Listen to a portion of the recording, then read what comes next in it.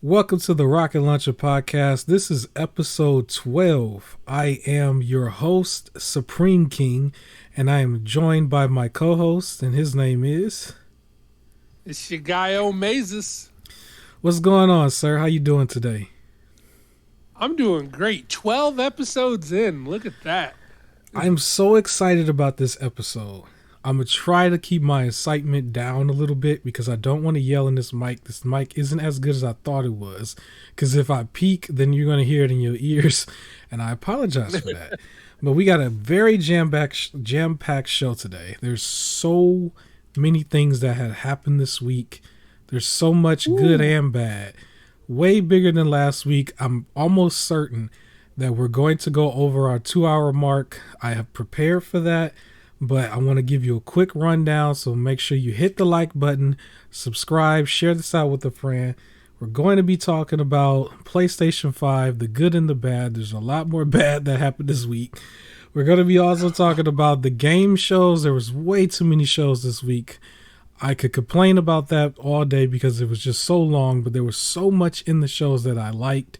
I know I heard a lot of people said they didn't like stuff. I didn't focus on the negative. I focused on the positive. I got a lot of games here that I have already talked about if you saw that video I just posted a couple days ago. But also there's more here that we're going to talk about within those games. That's the Gamescom show, the Future Game show that was like right after that. And then I also caught the indie show. I'm not sure if my co-host caught it, but that's okay. I got a couple games there. Also... if you are a Power Ranger fan, I did cover the full Power Ranger week, I believe they called it. So I'm going to talk about that somewhere deep in this episode as well. Somewhere in the middle of this episode, I'm also going to tell you about the free games you can get that's 100% free, even without a credit card. So make sure you keep watching. And then towards the end, we're going to have a couple movies that we're going to talk about, horror movie related, as well as the debacle of Resident Evil on Netflix. We're going to wrap that up as well. And then at the very, very end, I can tell you how you can get a version of Game Pass completely free. So you do want to watch this entire episode because everything is just jam-packed this week, and I'm very excited about it. So hit the like button, subscribe if you haven't already. This is the Rocket Launcher Podcast, and we're going to start off with burying Saints Row. What an intro, right? That's the first time I've done an intro that's that big. But yes, Saints Row. We have to talk about it because I talked about it way too much. I will admit it. But there was so much I wanted to say because I did enjoy Saints Row 4. I knew it was going to be cheesy and corny. But I played it, and I played it with my co-host. We put way too many hours into it. We put more hours than we put into the podcast so far. Officially. Yeah. So. Yeah, officially. Officially. But, the biggest thing. and I don't mind the cheese. Yeah. I don't mind the cheese, like, for it. It's just, I don't know. I'll let you go ahead. You talk first. Listen, so Saints Row, I said initially that I wanted to give it another chance, and I thought it was a little bit unfair to bury it solely off of its first trailer. Now, in the first trailer, I did initially bury it with everybody else. However, it was a trailer and not the game. And so to an extent, you would have to agree with me. That's not fair. It's not fair to just bury it based on the trailer. You bury it after the game comes out. Well, lo and behold, the game comes out. And so now we can officially bury it because they did have issues with this game outside of the stuff that might have been considered woke or just cheesy Gen Z-ish behavior and everything. It was just a game that had a lot of bugs and it had a lot of issues at launch. And I saw a lot of footage of people not having a very joyous occasion playing this. And at the same time, I am now under the impression that the game probably was initially pushed back based on its bugs and not because it couldn't handle that February release. Because the game came out with a lot of bugs. Yeah. Yeah. Elden Ring would have hit it real good. You know, it. This is another game that comes out and it could not, beat Elden Ring. But even months later, it's like, well, it wasn't really polished. And then on top of it, a lot of the cringy stuff was confirmed. Like, I remember them saying that they were solely doing this, or not solely, but a big part of it was because they needed to pay back their student loans. And then on top of that, it actually added to it because they also mentioned that they also need money to pay rent, which is even more cringy. Because to me, it's like, well, it sounds like that's how they view a certain generation, as whiny kids who need money and they're broke and they're willing to do certain things for money. And so I didn't like that when I dwell on it. It might be a little too much, but at the same time, that's the base of where you get this game. And what makes it so crazy is like, this is how bad the game basically failed, because they're basing it on that. And then in the real world, we're announcing that we're actually going to start canceling people's loans in a way and dropping 10, 20 grand off of it. And it's like, well, that's how much money in debt did a Gen Z person even have? They didn't have that much yet. Not like the people right before them, the millennials. So, for everybody, for everybody, because the people who wear cat ears and shave sides of their heads and stuff, like that generation, we just got the announcement that they might not even have that much loans. So it's like, well, now Saints Row is not relatable overnight. Just like that. Boom, it's not relatable. Yep. So for me, I didn't mind that was the premise, because it took me back to college days, right? Where it'll be like, man, everything's too expensive, I'm gonna just drop out and be a stripper. Like that type of stuff, where like I'm gonna do the complete opposite of going to school and just do the worst possible thing, because that's the quick cash, is what it was looked at as. Yeah. So like the idea that this game is going like, I can't afford rent, I can't do this, and they're not even thinking, let's get a better job, or let's like get some side hustles going. It's not that. It's, all right, I'm gonna just like start a whole criminal organization. Like, I think in a very goofy way, that doesn't bother me as much. But it just didn't seem realistic. Yeah, it doesn't seem, but that's the thing. It doesn't seem realistic, and that's what I like about it, because it's Saints Row. I don't want it realistic. It sounds goofy. Like, that's a very extreme thing to do, which for me, personally, I don't mind. But I can see where for other people, that's like, ugh. I get that. The bugs and everything, like, I definitely thought they moved from the February release because of Elden Ring. I knew there would probably be some bugs, but I didn't know there'll still be this many upon release. Like, I've seen just like faces missing and things like that. Like, so I decided not to get this game right away. I wanted to hear about it first, because I've been burned by too many games and get it right away. I was part of the WWE 2K20 and the Marvel's Avengers fiasco, so I was like, never again. You can't catch me on day one. There's games that I say I'm about to get it day one, and by day one I mean week one, because I still need to hear something first, because I can't trust it anymore. I said when I was going to give it a second chance that I was going to wait a year. That's what I said. Oh, for sure. I said I was going to wait until after the holiday season and stuff, because there was other things that I wanted to play. But even then, I don't mind like the goofiness. I still don't like that it has so many bugs, but of course by the time if I do play this, the bugs will be gone. Hopefully. The goofiness is just cringe now. It is cringe. Yeah. But then also when watching some of the gameplay, it just seemed boring. And it's like, you can have a goofy, and I could get through a goofy cringe like storyline if it's at least fun. And it did not seem fun. Like, the game just does not seem fun. And I really enjoyed Saints Row 4. I played some Saints Row 3. And I really enjoyed Get Out of the Hell. But there's a charm from somebody like Johnny Gat, for example. There's a certain type of way Johnny Gat would present himself versus one of those kids in this new game. It's like that's the difference when it comes to the cringiness of it. Because the fourth game was cringy too.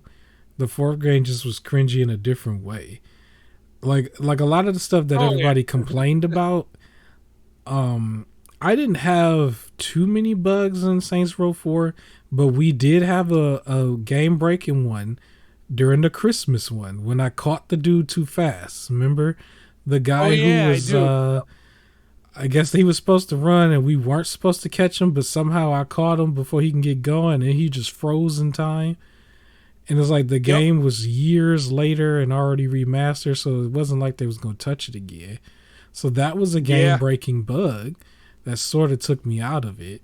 The story was still goofy by default. I mean, it was either you're fighting aliens as the president in the Matrix or you're fighting Satan. It was like which during a musical. It was a musical in hell, right? So it's like, so it was already going to be cringy as well, just in different ways. It wasn't cringy by playing off of the real world. They just simply made something up. They just made it up and ran with it. Where the other one is like, I have student loans and I have rent that needs to be paid, and that's why I'm doing this. And they had a little dialogue where it's like how they would abbreviate certain words in a text message and stuff. That was that, and they would talk about that. And it's like, I say the full thing, and I don't want to say it. Like, it was just real cringy little stuff like that. Where in 4 they were creative. I mean, they probably ripped off the Matrix a little bit, but they was creative with it. You know, it was like, if anything, they ripped off the Matrix to an extent, but they did not try to copy what they thought the real world was doing, you know? So, that's what gave it its uniqueness. Yes, it wasn't the same as Saints Row 1 and 2, but we're also finding out, like, months later, it looks like GTA ain't about to be the same either. Like, so I don't know. They're all about to have some changes. So that type of stuff, even now, I'm still saying, like, well, I will buy it if it goes to a Black Friday price, and it's maybe a year or two later. It was never going to be a day one release. Like, I'm not treating it like it was God of War or Starfield, Pokemon, whoever, right? Or Callisto Protocol, whatever you wanted to throw out there, right? I wasn't treating it like that. So, speaking of, did you know Marvel Avengers and WWE 2K20 got me afraid to get God of War day one? Like, really? And when you think about it, it's just like, well, no, because they've been working on it, and it's very similar to the other one, things like that. WWE 2K20 was supposed to be just 2K19 with the remodel, and they messed that up completely. To the point that they just say, sorry, we quit, and we're going to just wait a whole year to do another one because this thing is bad. Like, so I'm afraid to buy anything day one. Yeah. I can't. Plus, they're still asking a lot of money for something like God of War will be $70. Like, they're asking a lot of money. Don't get me wrong. I'll probably get a week one. Like, after I hear that it is working, it's good, you can play through it. I don't need to watch gameplay. I just need to know that it's like, I'm not going to, like, get halfway through the game and then the game just deletes itself on some crashing or things like that. I don't think I'm going to play it day one either. I wanted to play it during Christmas time when I had, like, pure time off to, like, really sit down and play it. And then when I'm stopping, I can chill out, eat some, soul food for Christmas or whatever. Like, that's kind of same thing with so Callisto Protocol was a game I want to get right away, but I want to play that during October, Halloween month. I don't want to play it during September. Even though you're waiting. September. Because it comes out in September, but it's like, well, it's a Halloween-ish, horror-ish game. So I would play it in October, the last 3 weeks of October. So that's kind of when I was going to play it. Because then at least the day one patches Say it again. Callisto's not coming out in September. Did they push it back? That's what I thought. No, yeah, Callisto's coming out December 2nd. Oh, really? Yeah. Maybe I got that wrong. I thought it was September 2nd and it was supposed to be the same as Last of Us 2. Or Last of Us 1, Part 1. You remember? Mm-mm. Maybe they pushed it. Well, if they did, they had it. Hey, that's fine. That is fine. Maybe I had that wrong. So, I don't know. I didn't check. Yeah, they're coming out December 2nd and God of War's coming out November 9th. Yeah, I know God of War was November. I just wanted to play that one during Christmas time. But if this one's not coming out till then that's fine. That's fine. Something was September, and I can't remember what it was. Last of Us Part 1. Yeah, I didn't want that. There was something I wanted that comes out in September, and I don't remember what it is. I remember Callisto. I'm pretty sure because I remember writing it down. But if they pushed it back, that's fine. Because I didn't want to play. I wanted to play it in October, but if I had to wait till afterwards, I might wait till February. February is like my unofficial horror movie month because of all the movies that come out during Halloween are usually on DVD and Blu-ray by February. So that was always my second horror movie month. So maybe that's when I'll play that. They'll have all the patches. I don't have to worry about being disappointed with bugs at day one. I feel like at this day and age, all of them are buggy. Like your games you like, you don't like, your favorite company, the company you hate, it's across the board. It's upsetting. It upsets me to no end. Like, you have time, just fix it. Like, fix it. Like, you can release it working. You can. Like, I believe in them. They can. They just won't. Yeah, I'm over here trying to look it up while we talking. I ain't supposed to do that. I'm supposed to be professional. I can't see anything. I'm looking up stuff too. I can't see anything in September. Protocol is what was coming out. So maybe Callisto was originally September. It was September because it was the same week as Last of Us Part 2. I remember.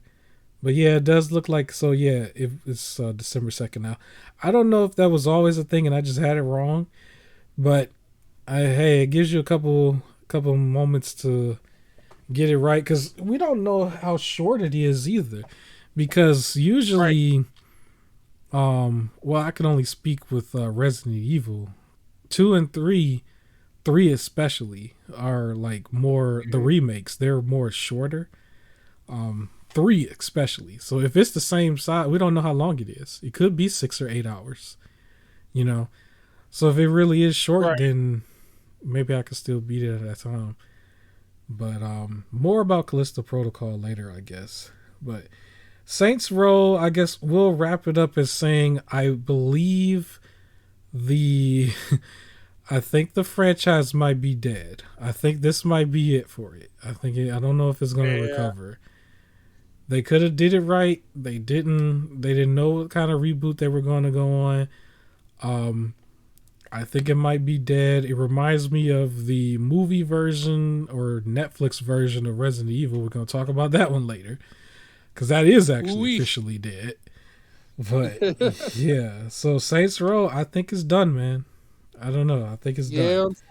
I think that's it. We can say our last goodbyes to the franchise because I don't think that franchise is coming back. I think you're still gonna see the type of gameplay, not even just Grand Theft Auto. Like you're gonna see that in other games, open world. I mean, every game is open world, where you punch and kick at people and get in a car and run away. You know, we're gonna still see it. My only other gripe with it was that once you see a game that had like some more detail when it comes to people getting shot, body parts getting blown off and stuff, and then you look at Saints Row and it looked like they were getting hit with a beanbag and they were just kind of just reacting to it, and then there wasn't really a death animation for some of them. They just kind of fall down. Like, it didn't look like it was more of a next-gen game. And the more we look at the gameplay footage, that's just straight up gameplay footage, it starts looking a lot more like 4, just more polished and not as like blue color. Like remember how everything was like more blue? It just didn't look like it was more blue. Especially like at night it was like very blue. So I just think it's over. It's over. They gave it a good run. It's over. That's just it. Yeah, so moment of silence for Saints Row. You may like never hear it again because I don't even got no more gameplay footage. So it's like really over. Like I can't even remember this off the other stuff. I ran out of gameplay footage started last week. So yeah. Speaking of companies that might be over, a certain company that we, it's been said that they were the market leader. They're making non-market leader moves or more. They're making some desperate moves during desperate times, man. We talking about PlayStation, man. What happened, man? What happened? That's gonna be one of the titles, man. What happened? What happened with PlayStation? Which one we talking about? Them raising the price or them getting sued? We can talk about them raising. Let's talk about them getting sued first because they raised the price afterwards, right? They was announced to get sued because they were overpricing the consumer. This is the ironic part. So it's like, do y'all really want to do this right now?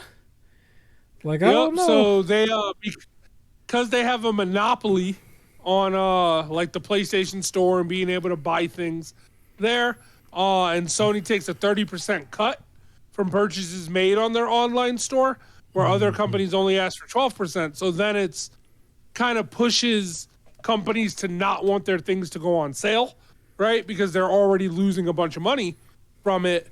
So therefore, people have to pay more on PlayStation, essentially.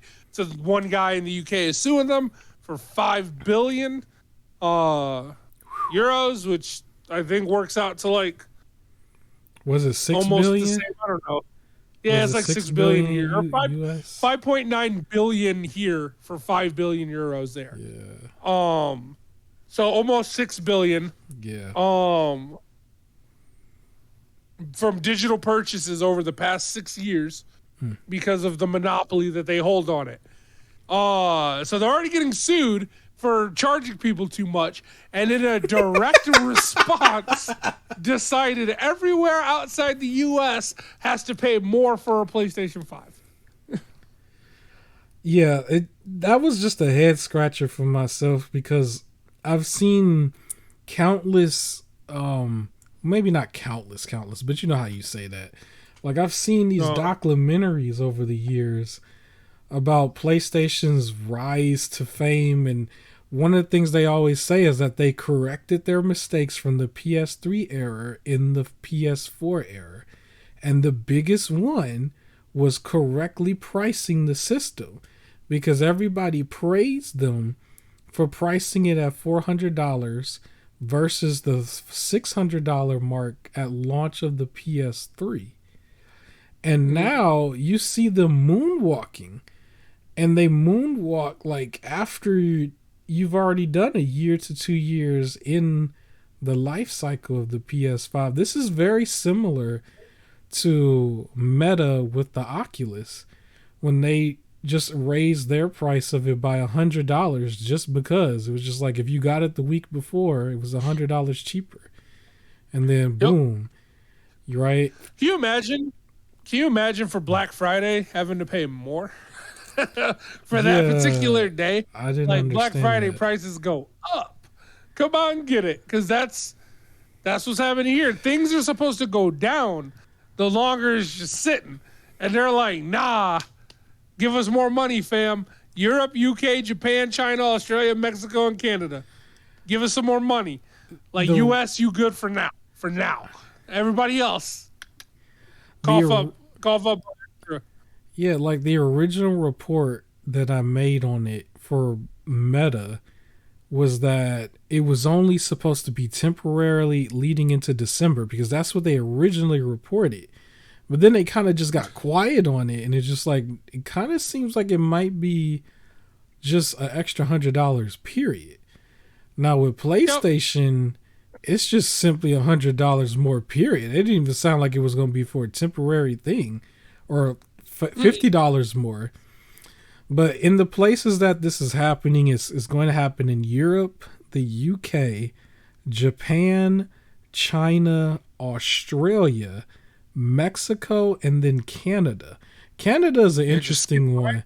US. Because they went from Mexico to Canada and just skipped the US. But it's like, I almost feel like you might like incite some shady businesses across the border, so both sides, especially on Canada. Because it's like, what will stop, at least from where we are, we don't have to disclose it completely, but what stops them from just kind of crossing the border, getting it, and then crossing right back? Because people go back and forth all the time just to do tourist type of stuff. So I don't know. You could just do it on foot. You don't have to take no plane or nothing. You just drive. So I don't know if they would go that length just for that, but somebody probably will. It's just, if you're getting to the scalper price, it's like, I don't know. You might be better off just paying for the bundle or the scalper or something if it's just if you just want it right away. I think this is a bad move on PlayStation's side. I think I did make a video on this. I have to think about it. I did make a video on this. It was real quick, but I do think this is a bad thing because one of the things they've always said was the mistake was incorrectly pricing the PS3. And this goes into my other point, which is Xbox officially announced that they are not raising their price. That was something that we had just heard same day or the next day. So the Series S and it was like right after. And so this is still your direct competitor who's saying I'm not going to raise the price. I don't see any price hikes anywhere for the Steam Deck. The Steam Deck has 3 different prices. And I know these are probably like extremely different hardware in a way, but just for the average Joe, if you're putting your games, like, let's really think about this for a second. It's like you can get a PS5 day one on, or PS5 game day one on PS5, but anybody who has a working brain can see that these games are going to PC eventually. And it's already being talked about that it's not going to be day one yet, but it's going to start getting closer and closer to day one, like less than a year later, 6 months later. If it really doesn't do that good, it's going to be like really, really close by, right? So it's like, if you're going to get to the point where you're charging more for the console, more people are going to just choose the PC anyway, which takes the money you probably would have made. Well, they weren't making that much of a profit off the console anyway. That's the whole point of them doing this. But for all your single player games, understand the PC community is the PC community. Wink, wink. Anything single player, they're not paying for it. Let's be honest here. They're not going to pay for it. They'll pay for the multiplayer experience, for their Discord groups, for their friend lists, for whatever. And even then, they're uploading cheats and mods and stuff. They're not doing anything like by the book. But for the other games, the Spider-Mans, the God of Wars and stuff, from what I've seen from the sales, it only goes up a little bit.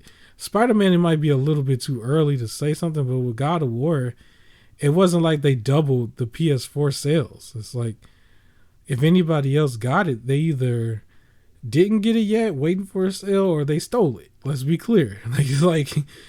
So if you doing these type of things is only going to make it worse for the platform, in my opinion. I don't see people bowling out and just paying the more money for the PS5. Like, I see them just like putting more money into the not the PS6, but putting more money into the PC initially, and then just not paying for games on the back end afterwards. You know, that's what I see. So I don't know. And that the industry is going to really hurt because overall, like, you see how it seems like they're trying to just get money out of you for every little thing, the microtransactions, like every little thing. But it's like, what do you do when somebody's just like, well, I'm just going to take it. I'm going to go get my VPN and I'm going to take it. You know, you can't do anything at that point. You can't. You can't do anything at that point. And you can't track them because they share it within their Discords. And you're not invited to their Discord. You can't see it. So it's like, for the rest of us who actually still want to pay money right now, then do it the correct way. Like, you can't have us looking like an idiot out here. We trying to like even the console war person, it's like it comes off real cringy when you defend certain things. I could see you defending this game is better than the other game for whatever reason. But when it comes to the money, it's like that's kind of where I would draw the line. It's like, I can't really console war over the money. I gotta save the money. I said this about HBO and everything last week, and I can say it applies to the games too, right? Like, I'm trying to be on the up and up and like pay for things and be all responsible, but if you're gonna start trying to cheat me for the money, I'm gonna go ARM80 real quick. Like, I'll just go back to those days. Like, I got a PC set up.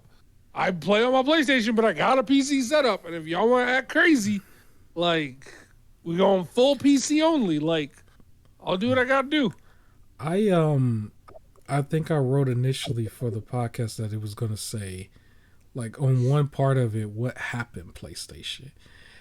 And I want to elaborate on that a little bit more, because for me,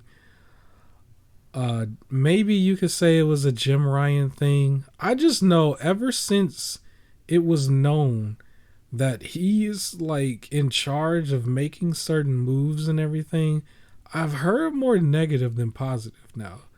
This entire time. And it seemed like at one point they could not do no wrong, especially once you got to the point of like 2018. Like, once we got to like 2018, it seemed like PlayStation was so on fire because of games like God of War and Spider-Man coming out in the same year. And then it caused everybody to look at everything that came out on the PS4 already. And then the exclusives that came out afterwards, leading up to Last of Us 2 and Ghost of Tsushima in like later in the years. It was just like, you have these higher quality, big budget titles that make your platform just look glorious. And everybody just praised the platform. And then just after that, it's like, here's this Jim Ryan character. He pops up. He's not really a gamer. The only thing you hear about him is that he's good on making money. He knows how to make money. And I remember how people would like praise that and defend him for a lot of things. And I'm just like, that doesn't help you as a gamer. Because where's the money coming from? It's going to come from you. And then all of the other stuff, it was just like, okay, now here's the director's cuts, right? And say what you want, but when you are off camera, off Twitter, behind the scenes, it's like, listen, you were double charged. You were. Yep. The upgrades as well. It was just like, that one is so insulting to me, because I'm just like, well, I have the capable machine. That was the whole point. When everybody was like talking about, oh, it could load everything quicker. Remember back in November 2020? Or even October, when they were first trying to sell the systems, they were just like, look how fast it can load everything. It can handle it at higher frame rates, and it can load it so fast. And the next thing you know, it's just like, oh, you got to pay for that. Just like, what? Like, what? I've already bought the system. What do you mean? You know, the haptic feedback and all of that. And it's greediness. The fact that like alternate attires are no longer like in game. Everything has to be purchased. Upgrades, like you said, director's cuts, increase in prices, random charging for this, that, and the other. And the fact that, let's be honest, some of these mobile games, like if a company has a person who all they wanted, their job is to just bring money in for the company, that's what their role is, and then you hear Diablo Immortal made millions in a month, you copy that, and then it just ruins everything else for everyone else. So it's the fact that it's just, you can tell when Sony's doing things to look good and look for the gamer, and when Sony's doing things for Sony, right? Releasing the God of War and Spider-Man, and then doing the whole, way back when it was like, here's how you share games on PlayStation, and like things like that, like dig at the competitors. But like, that's when they're doing things where it's just like, how do we get people to want our games? Now they're on some like, okay, how do we squeeze all the money possible? Instead of how do we get people to want us, is how do we squeeze more money out of them? And that's when everything gets ruined. And that's when every bad decision is made, is when they get money focused and money hungry. And it's too obvious too, though. That was the biggest thing for me, is that it came off too obvious, because it devalues it a little bit to me, because I don't feel like I was getting like the value for paying for something the second time.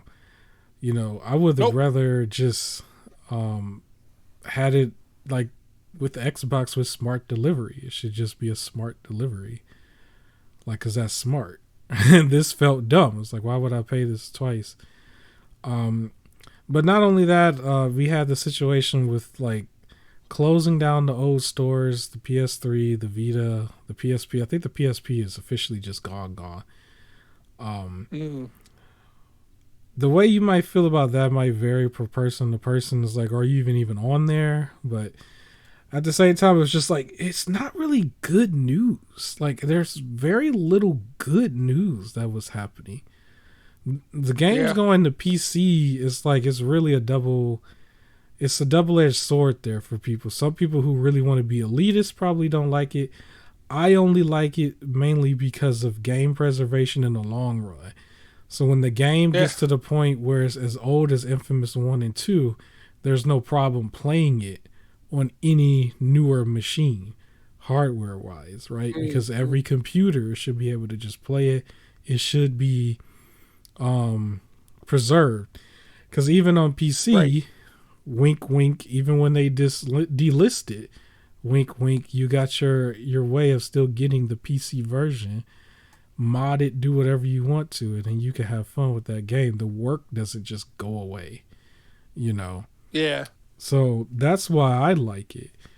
But even if you are someone who buys the PS5 now,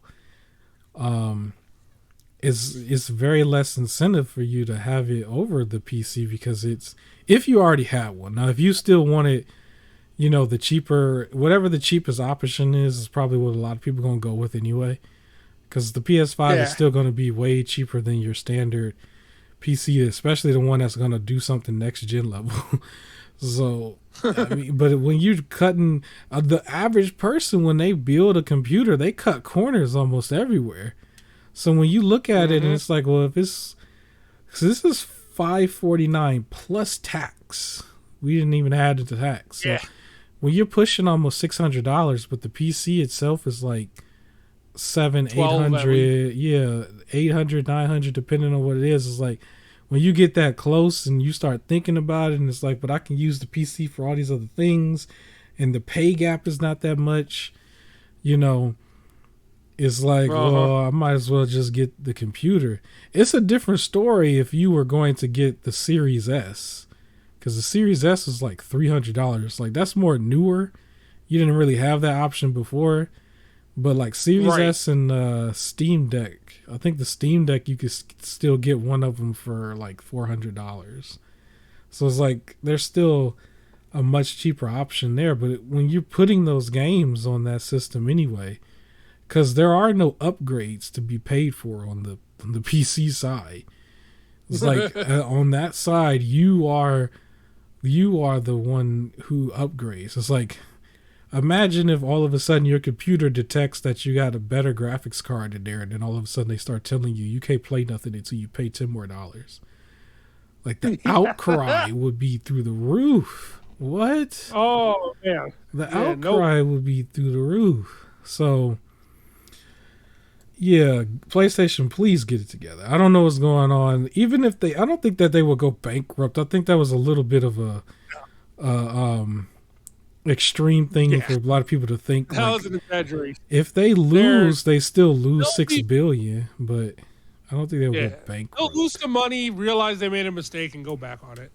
Yeah, I don't know if they'll go bankrupt. As long as people don't be stupid and just be like, well, that's fine with the price hike.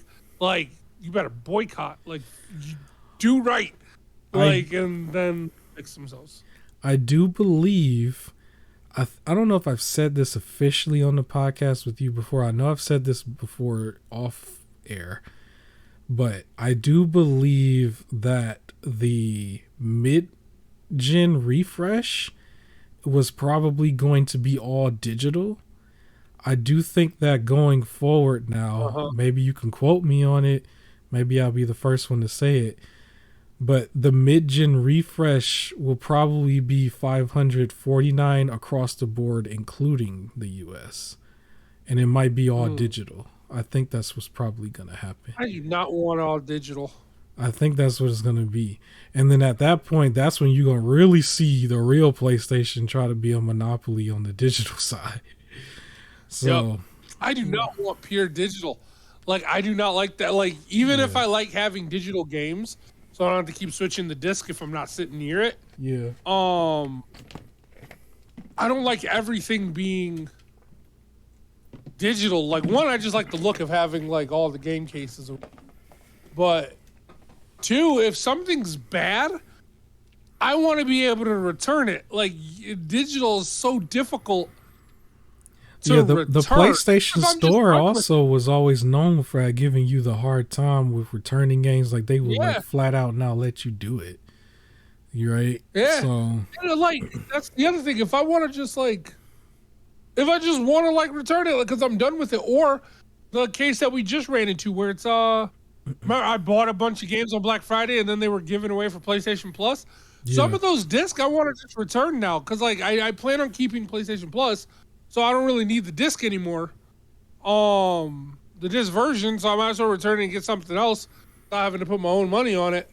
And these are some old ones, like games that like, even if somehow it did disappear, I probably wouldn't return to, like Rayman Legends and things like that, where I had the disc version of some real old stuff, and then they were like, here it is on PlayStation Plus. Well, now I don't really need this disc, because I don't plan on going back to Rayman Legends anytime. There were games that I had on disc that I never even played on disc, even though I opened them, because I have the PS Plus version and I just played the PS Plus version after the fact.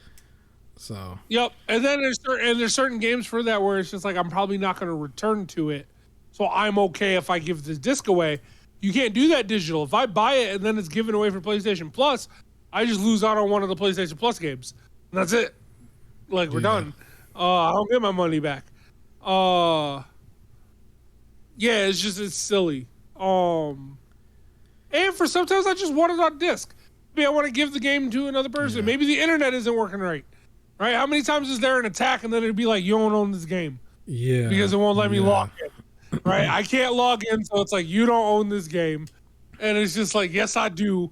So now I got to switch. But if I have the disc, it's like, well, you got the disc in there, you're good. The case just look good too. There's a lot of times I go into the stores just to look at the collections of the games that are there, even if I didn't want to buy nothing. Like, if I'm in a Walmart, I pass through there sometimes just to look at it all, because it just looks good in person. It has a nice, colorful display. You see the red, green, and blue displays, and they have like all these different headphones and all these different controllers and stuff. It's just nice to look at if you don't even buy anything, you know.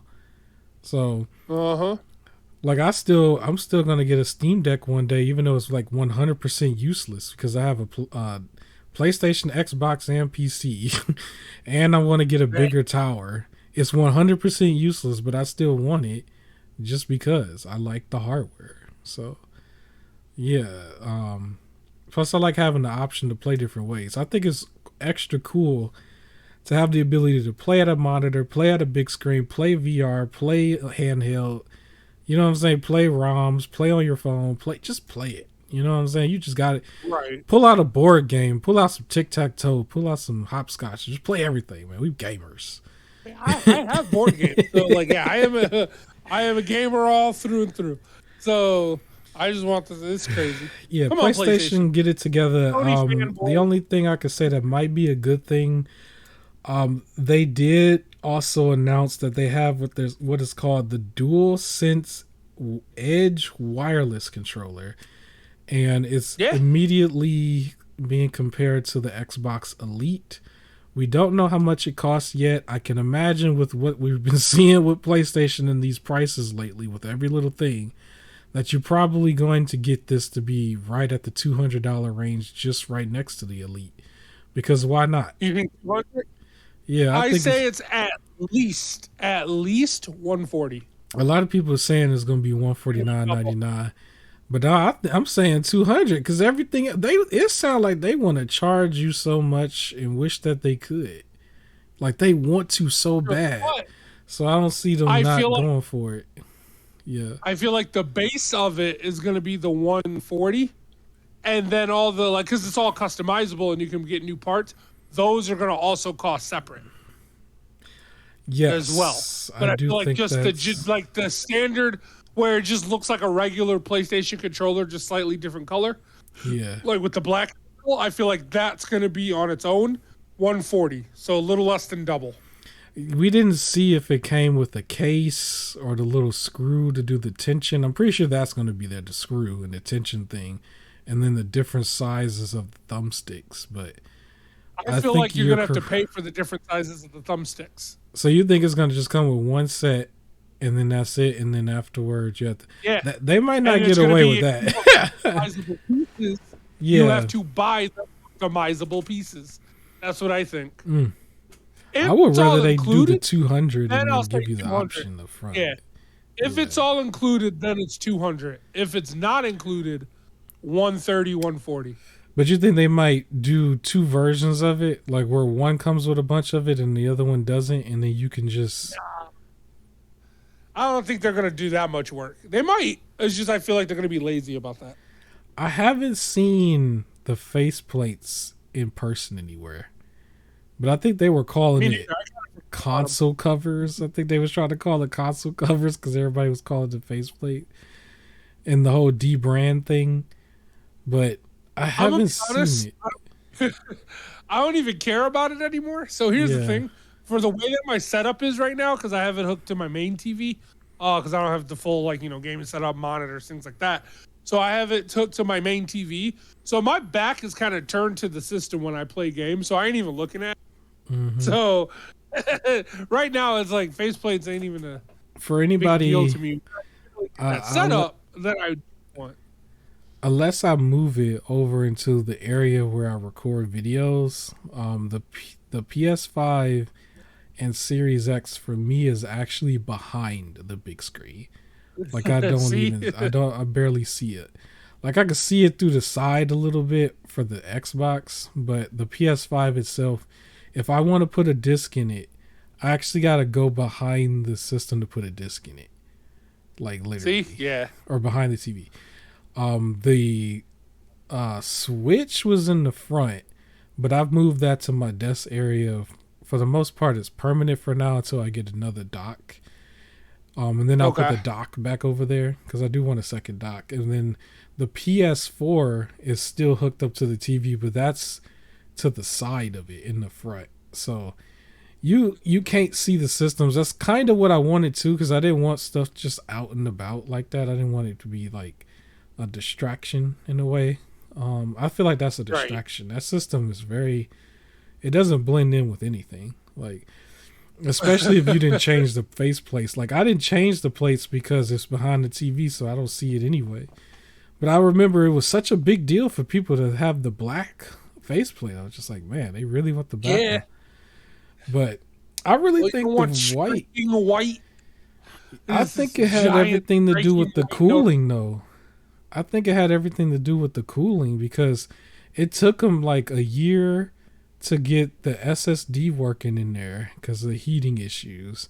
It already has liquid metal. Half of it is the heat sink, and the top part of the other half is like a giant fan. It was like every little thing about it was for heating, so I thought like it was white also because that repels heat. So I actually thought, even though it looks good to make it black, it might be a bad idea. I remember there was a YouTube video I saw before they had the plates out where people was basically painting them. It was just like, is it really that serious? Like they was painting it and putting the type of paint on there that you could peel off later if you still wanted to paint it something else. I was just like, man, just to make it black, I guess. Because people took it and they was spray painting it in the garage and stuff. So, like, man. I've always wanted a special edition system. Yeah. So for the little bit of backstory, when I started getting systems, I would never get them at release, right? I always like waited for a while, either to, like, my mom buying it and she was like, you gonna wait, or me buying it and it was just like, well, I don't want to spend my money on it yet until there's like 6 games like out that I can just play for it. Yeah. And when I got a PlayStation 2, a couple months later is when they released like the newer version special edition. When I got a PlayStation 3, I got the original, the big one. And then 2 months later, or a month later, was when they announced the smaller version and they had special edition ones for games. And then for the PS4, it was the same thing. I always end up getting it.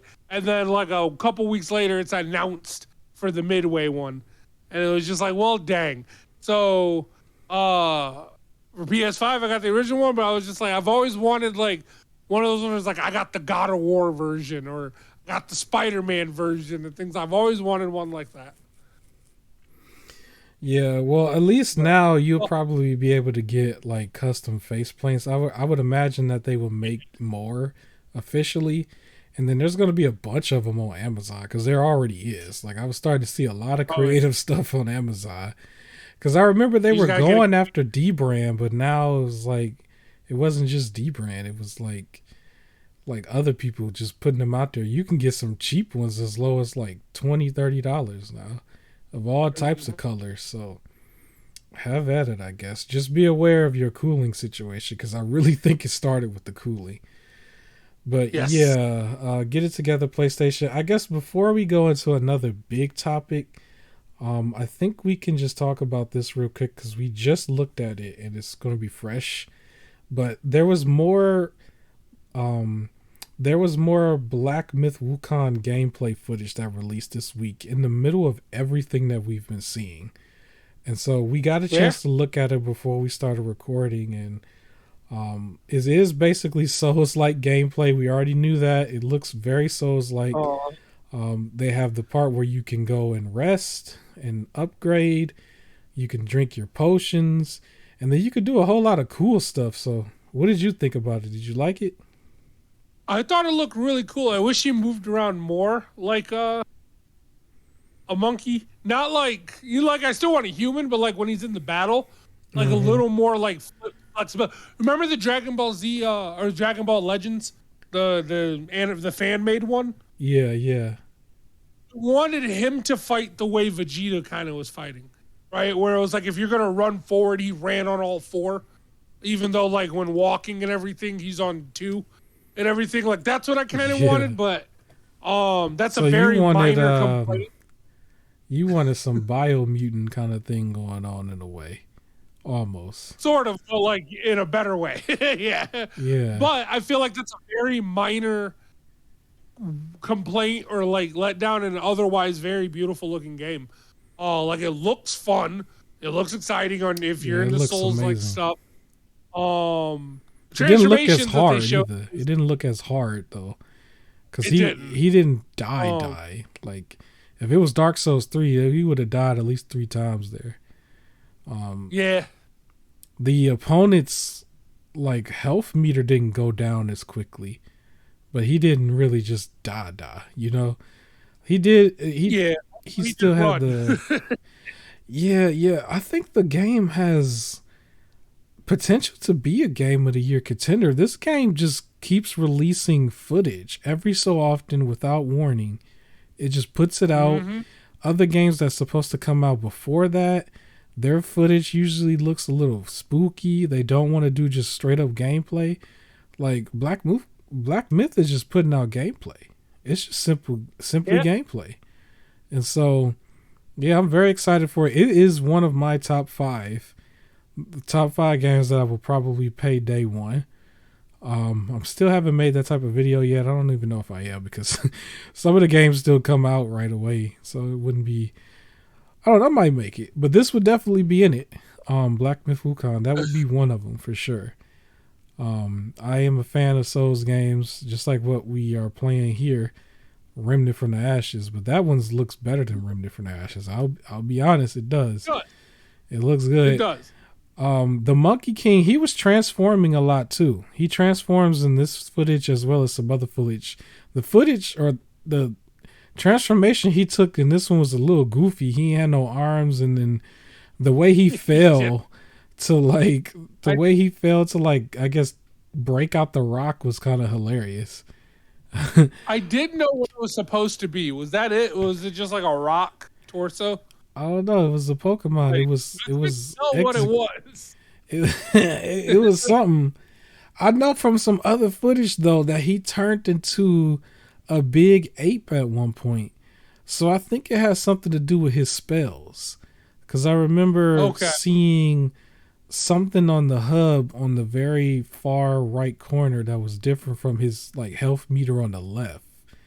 So he might have some different spells, or like temporarily he could turn into certain things, because in the very beginning he was a bug, right, when he was walking around, and then he went from bug to his regular Monkey King form, and then from that to that rock thing. So he could turn into stuff in order to get around. Dragonfly. Yeah. Day one buy for me still. No matter what, day one buy. That one is hot on my list. High on my list is hot. It's a hot game. So you know what? Since we're talking about that, just to throw in a couple other games that got a lot more extended gameplay. Yeah. Gotham Knights got a lot of extended gameplay. They introduced Renee Montoya, which was like, there was always like Jim Gordon was the good cop and Jim Gordon was the good cop, and then there was like, who else can we trust? And it was always Renee Montoya. So she's in there. As kind of your like police confidant, I guess. Which seems good. I'm still not sold on Red Hood, even though Red Hood's one of my favorite characters. He's one of my top 5 DC Comics characters. Yeah. Really, like my top. Yeah, he's in my top 5. And they really kind of just made him a generic like tank guy with weird magic powers, and like, I guess they're doing their own thing, and it's like, I don't know. We'll see. But we got to see some more gameplay and some more storyline stuff of what they're doing. It seems like it's going to have a nice lot of villains in there. It could be a game that could potentially be longer. But the game, it looks good. Like, I'm a little more hyped for it. I'm not, like, completely against it where I fell off last time. And it is coming out 4 days earlier. With everything else getting pushed back, this is getting an early release. By 4 days, October 21st. I don't know what if it was like a bug or something, and they like fix it and then it's a patch 4 days later. I'll be so mad. I'll be so mad. Like, just it'll be a patch 4 days later though. It's like literally, because sometimes the games do be having patches in the first week. It's like literally 4 days later they do a patch, and then it's like that bug's gone. Right. No more bug. Besides that, Hogwarts Legacy got some more gameplay, and it looks like you're getting tempted by the dark arts and everything, and they got some Slytherin stuff and some zombies and everything, and a teacher yelling at you, and you're like pretty much doing some dark arts like spells potentially, which if this game has multiple paths where like you can go all dark arts and you can like avoid it, I guess I'll be playing it twice. Because I'll go full Dark Arts Evil and then try the other one too. That looks good. I think it got a February release date. A February. So yeah. I didn't write down the exact date. I just wrote that it was February 2023. So it's not that far off that it was pushed. It's just past the holiday season, which happened to a few games this year, because there was way too many in February, and it really hurt the industry a little bit, because all of them didn't do that good. Only a few of them did good. Yeah. But yeah, it looks like we got an epic game up here. I do want to mention this because we're at the halfway point. If you made it this far, please hit the like button. Please share out. And yes, share it out. Hit the like button. Subscribe. I do want to mention this because I always mention this at the halfway point. We might go over, but I want to continue to do this at the halfway point. That is, mention the free games that you can get from the Epic Game Store. And we all love free things. I know I love free things. And this is 100% free. There's no gimmicks. The only thing you have to have is an Epic account. So you can make an account just to claim these games, and then afterwards you can play it on any one of your PC devices. So it looks like Epic Games has listed a lot more to be released going forward for this week, and I think we might actually have some stuff for next week as well. So at the time of recording this, you're only going to have a few more days to get some of these games that I'm going to mention. One of them is Destiny 2's Bungie 30th Anniversary Pack. So this is just some packs for the game. And that's going to be from now to August 30th. This is going to go out tomorrow for us. For you guys, day of, it should be the 28th. So you're going to have about 2 days to jump on that at the time of that going out. So yeah, Destiny 2 Bungie's 30th edition anniversary pack. And then also Ring of Pain is the name of the game. So that is also available now, but you will have until September 1st in order to claim that one. And then we have a few things that's out here for the future. So Knockout City is one of the games that they're giving away. You have until September 1st until September 8th to claim this. And then also there's a game called Submerged Hidden Depths. This is also from September 1st going to September 8th. And then one more game. This is going to be the biggest one that they've announced within this pack of games. This is Shadow of the Tomb Raider Definitive Edition. So that's the complete version. Big game here. This is going to be from September 1st to September 8th as well. I believe this one, unfortunately, is the least rated one, I guess, or least liked one out of the trilogy. But it's the most, it's the biggest game here that's a full game. Definitive Edition. So Shadow of the Tomb Raider, so you'll be able to have that. I think I claimed that one on PC before, but I do also own that on PlayStation. I claimed it on PC too. Yeah, so I don't know if they double dip. Epic has double dipped a couple times, so this might be a double dip for them. But yeah, you can claim those games free. So yeah, hit the like button. Let me know if you got some of those, or if I helped you get some of those. Please let me know in the comment section. Other than that, I want to jump quickly back to PlayStation. Yeah, really quick. Those two other games that I was going to mention had more gameplay for you to look out for. We'll probably talk about this one more later, so I won't go into detail. But Callisto Protocol got some more gameplay. And then that game High on Life got some more gameplay footage this week. Yeah, High on Life was one funny. By the Rick and Morty basically game. It was like a boss fight, right? Wasn't it a boss fight? Yeah, it was a boss fight. Yep. They were just, and you're going with just constant insults and just like, I can't believe this is a boss fight. Like, you're so weak and all this other things real good. And then your knife wanting to be a knife, and it was just like, use me, let me stab him. It was It was funny. It looked goofy enough, but yeah, those are the 4 that I saw with extended gameplay. Yeah. So other than that, I did want to mention, because even though we're going to talk about movies later on, I just wanted to wrap this in with PlayStation, because I kind of forgot about it because I wrote it somewhere else. But so Days Gone is supposed to get a movie, right? And then there's a couple things regarding that. It's interesting because they canceled Days Gone 2, and then all of a sudden we're interested in making a movie while leaving the game in a cliffhanger almost. But I don't know. If they're going to leave it in a cliffhanger the same way in the movie, that would be interesting, because then you would almost have to make the second game. But there was more detail here. Yeah, go ahead.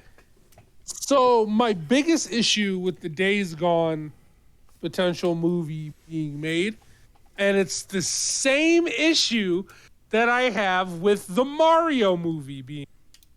So the actor that they're considering right now to play the main character, Deacon, is the guy from Outlanders.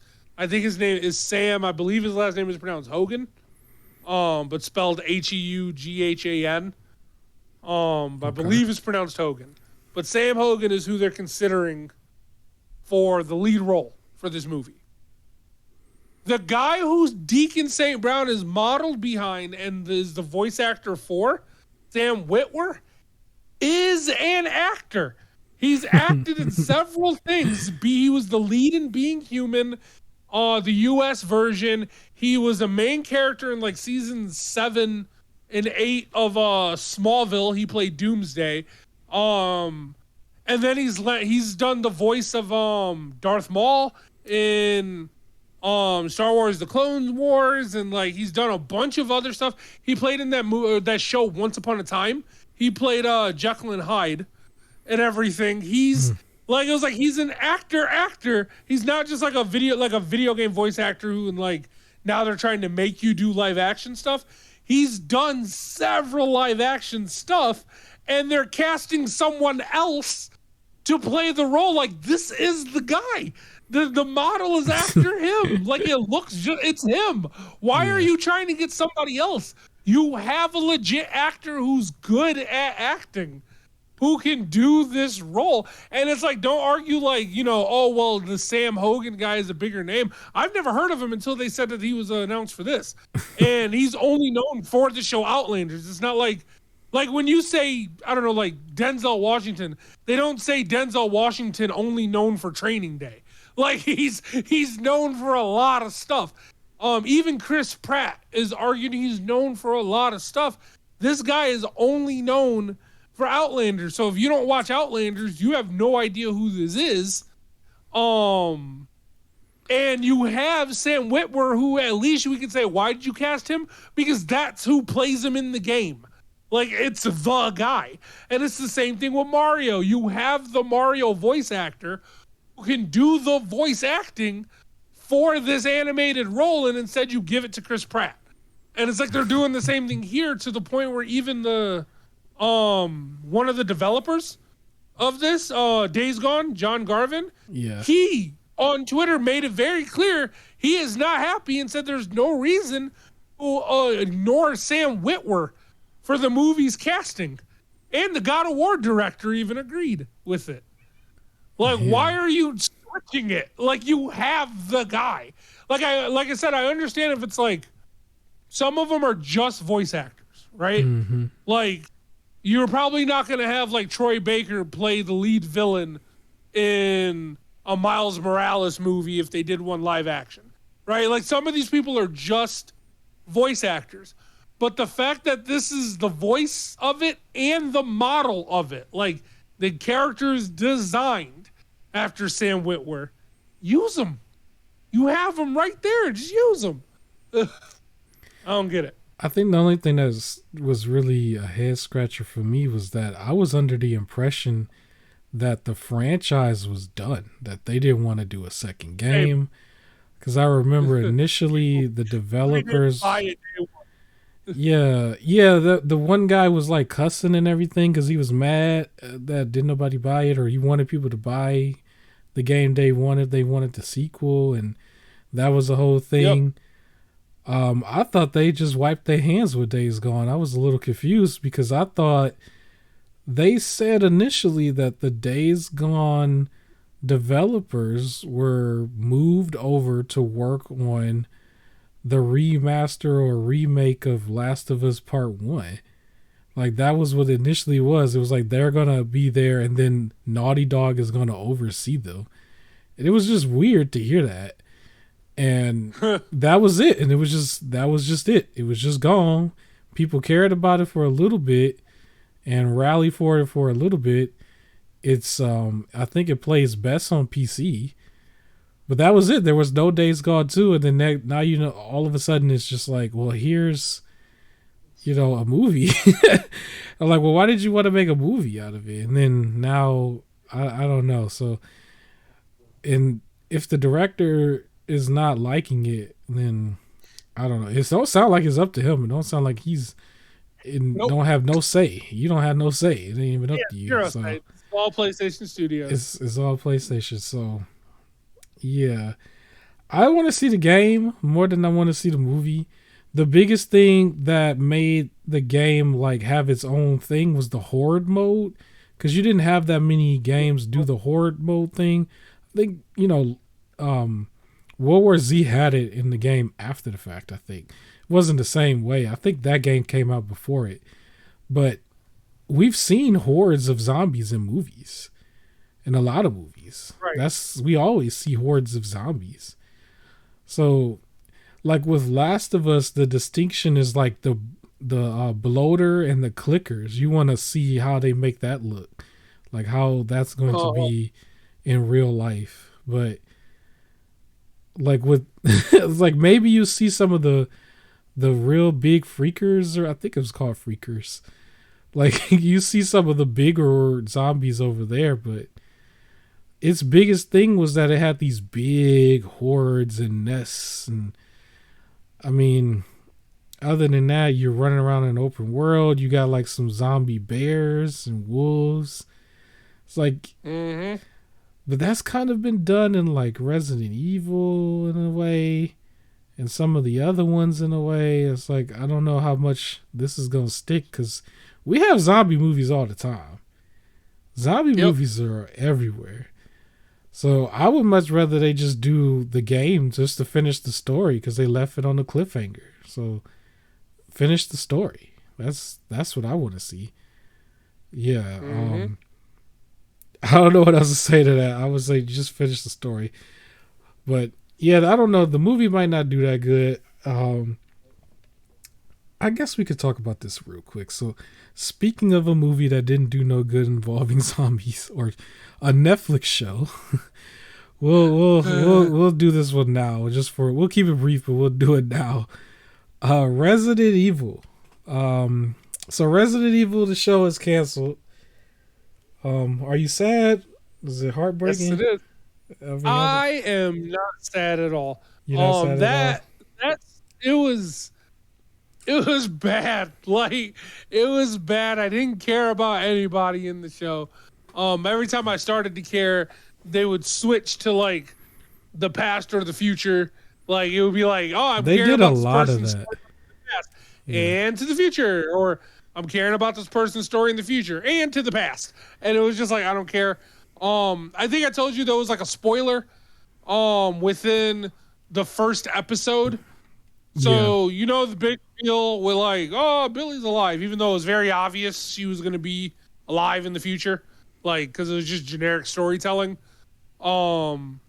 So when they did the whole reveal where she took off the helmet and, it was Billy, in the first episode, what was the other girl's name? What's the black girl's name? Jade. The main character.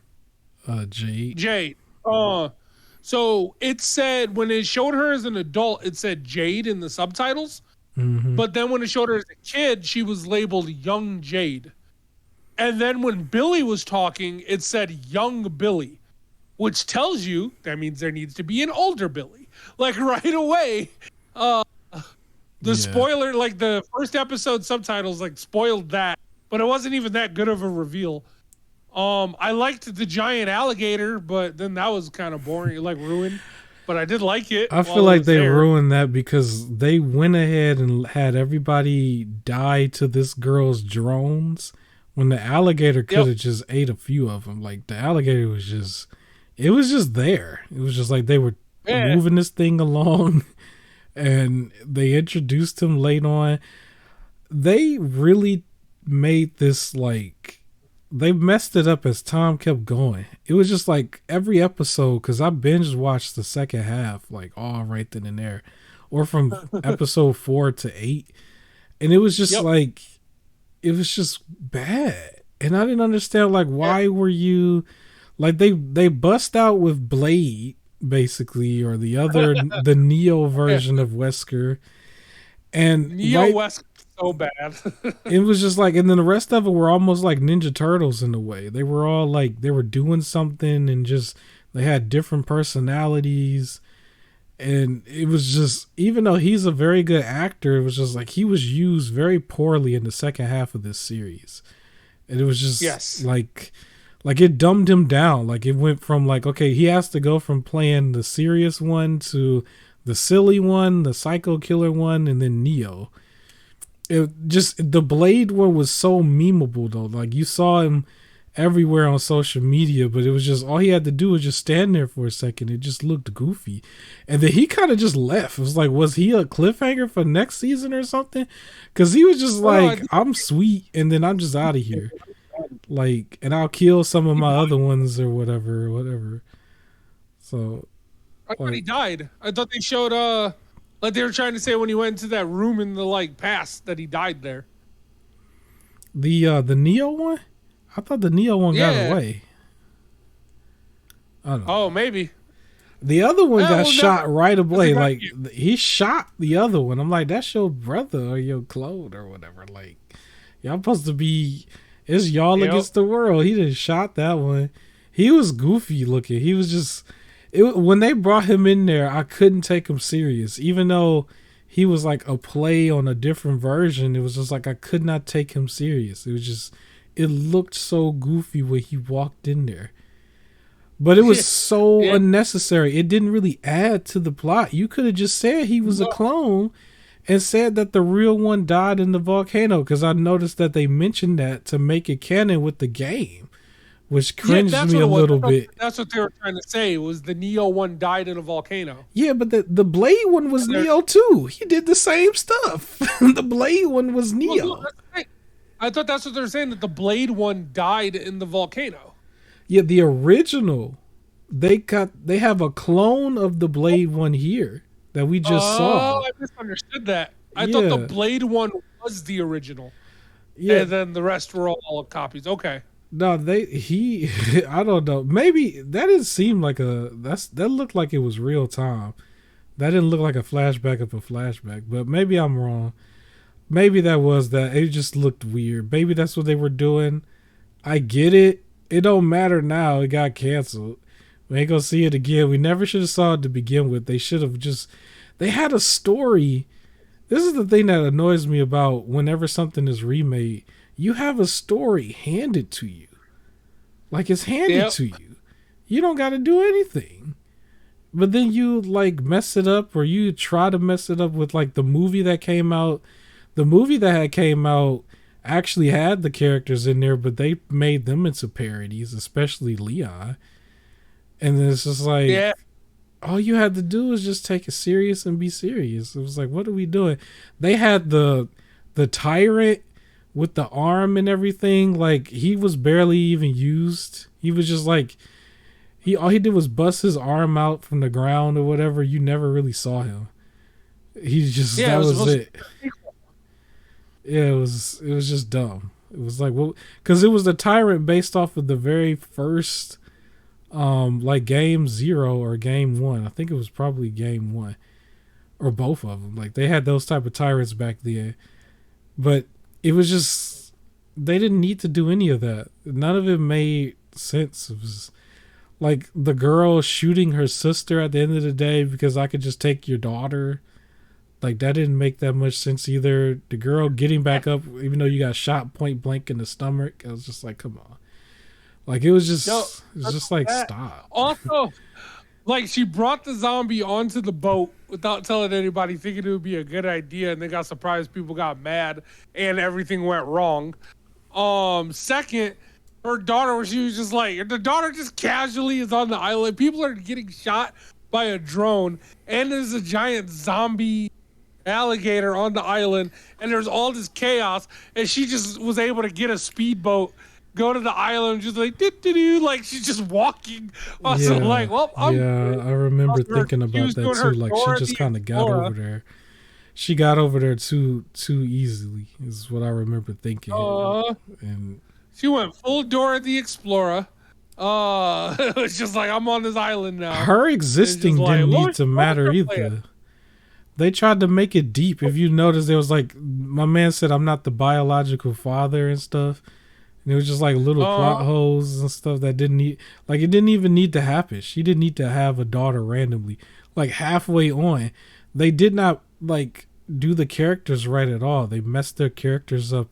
Like it was just bad. It was just bad.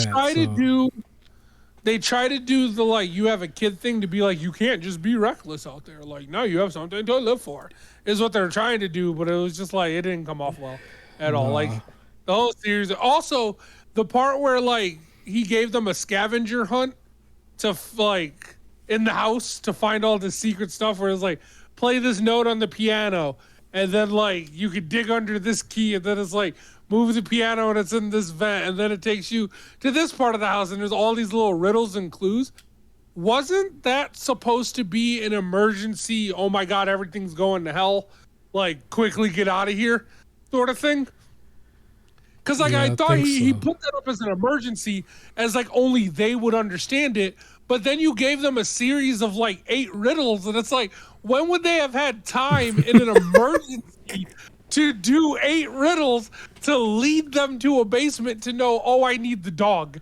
Like, it was what's happening here? Like, I looked, it was like, okay, when you give them one riddle and then they play the piano and boom, they get the money and they can get out of there, why was there more riddles? That's what I didn't understand. The show, it was just, it was really, it really needed to go. It was so far from the source material, it didn't make no sense. Stuff was confusing. I think there's even stuff you and me are confused on live right now. So it doesn't. It just needs to go. It just needs to go. We'll also never have the reveal. Remember, they were running away, and it said, "Who's your like dad's contact?" And when they looked at the little sheet, and it said Ada Wong, we don't get to see Ada Wong now. Yeah. Aren't you sad? I guess it's just they were just gonna pick a random. I'm not gonna say it. So we can move on. We can just move on from it. It's gone. It's gone. RIP movie adaptations and TV adaptations on this. Just get the games. I am still getting the third person DLC for Resident Evil Village. That's when I'm going to play it, because I didn't play it yet. I am going to get that. I have no interest in anything Resident Evil outside of the games at this point. So yeah, we can move on from that. I think we can mention real quick, this could be probably very quick. Did you see the Terrifier 2 trailer? Did you see it? The what? No. You didn't see I don't know what that is. So it was basically, I guess I'll just be really brief with it. It's another movie that's a horror movie that gets a lot of praise. It does feature clowns. I know you don't like clowns. That's probably why you ain't see it. But it has a clown in there. He's a killer clown. He's crazy. The first Terrifier was just a random movie that came out on Netflix, but it actually has some praise to it.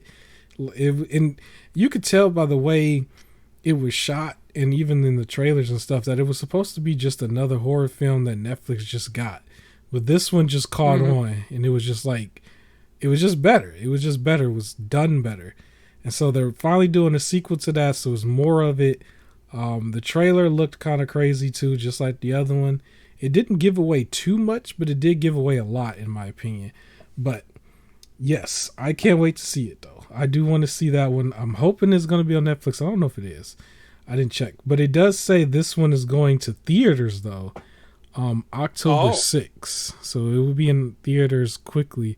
I might actually go in theaters to see that that opening week. So yeah, it will be in theaters. The Terrifier 2. So yeah, everybody go check out that trailer. And I'll watch it. I still don't like clowns though, but I'll watch it. So yeah, I think I don't mind murderous clowns because I feel like all clowns are murderous. So like at least they're honest. It's these fake ones that pretend to be good. Like, I don't trust clowns. I just don't trust them. I don't trust clowns. I don't like clowns. Okay. Clowns. I'll keep this brief too before we get into the bigger thing. At some point, there was a false rumor that Amazon was buying EA. Were you aware of this? Yeah.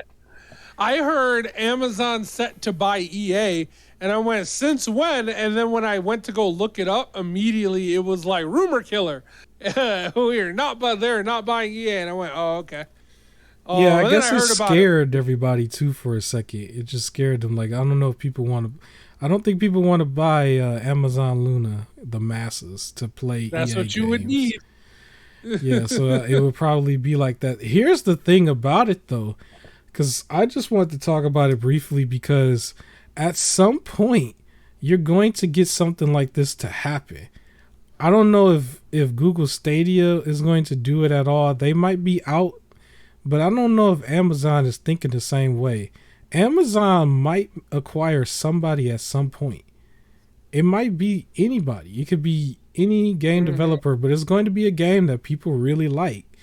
And it's going to get taken off the other platforms. I do think that's going to happen at some point. You think they're going to do exclusive? I don't think they're going to do exclusive. I think that it's Amazon, though. Amazon, like, what can Amazon... only thing that can happen is people can be mad at them. But no, because I feel like... Because, like, how you can get the Amazon games on PC and everything, you just got to go through the Amazon launcher thing. Like, I see that, but I don't think it'll be like you need to straight up go buy Luna in order to do it. Market it to Luna, but... Because that was the fear. I think that was the fear. People didn't want Amazon to strong arm a franchise randomly. And EA is a big franchise. EA involves sports for the most part. Sports Star more Wars. than the other ones, but sports is the big one that people are going to be paying attention to. And then, yeah, some Star Wars as well. But don't nobody want Amazon Luna. I guess nobody want Amazon Luna, even though I got some traction off Amazon Luna. There were some people who were interested, I guess, depending on their situation. But I just believe Amazon is a big player out there with clearly big money that they don't have to pay taxes on. Well, yeah. So if they ain't paying taxes, they're going to be buying stuff under the table, I guess. Or it's going to look that way. So the biggest thing is that the industry is shaking up so much that just anything could happen, including Amazon purchasing or acquiring a publisher or a company. So never say never, just take heed, be aware of it. Because I think you're going to get an announcement like that one day. We're just going to wake up one day. Because the Activision deal with Xbox, you just woke up random in the week at like 8 in the morning. They were just like, surprise, we just broke the internet. And so we might hear Amazon do something similar. Because they got the money. Wrong. Who else got the money? Google? Google don't want to do it. So it would be Amazon, if anybody. So... because they already got the platform. They already got a controller. I'm very still interested in the controller just to have it. But yeah, take heed, ladies and gentlemen. Amazon is still a big player with big money that could do big things at any moment.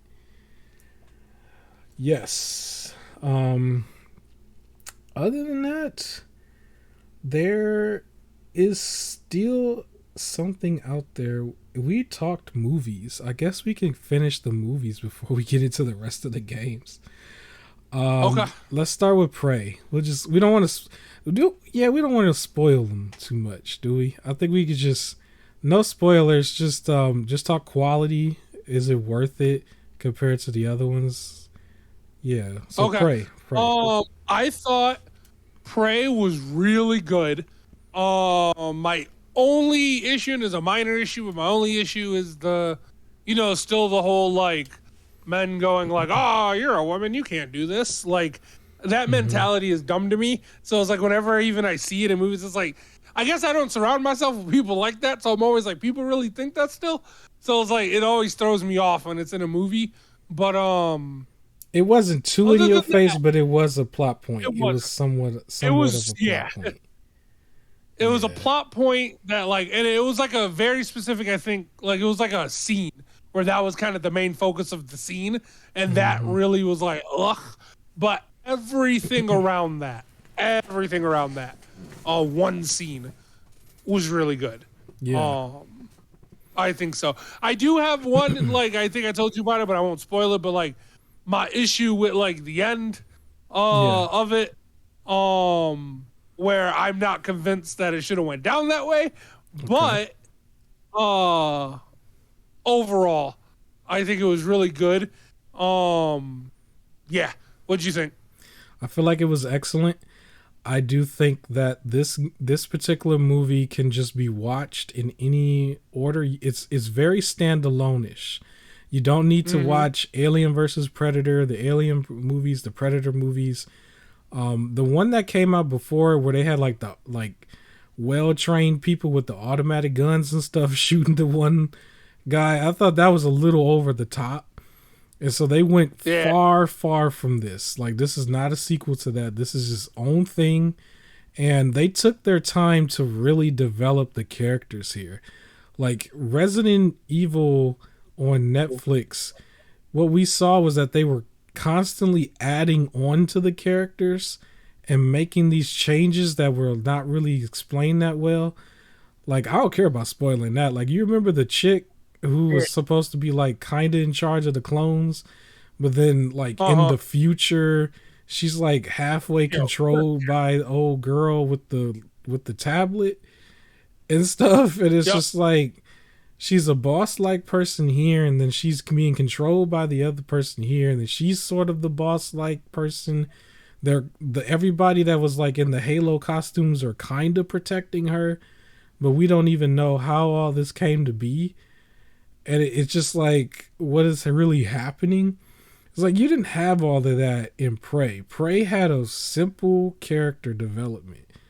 And it was some progression that made sense. It's like, she didn't just bust out a tablet that controlled everything and had drones.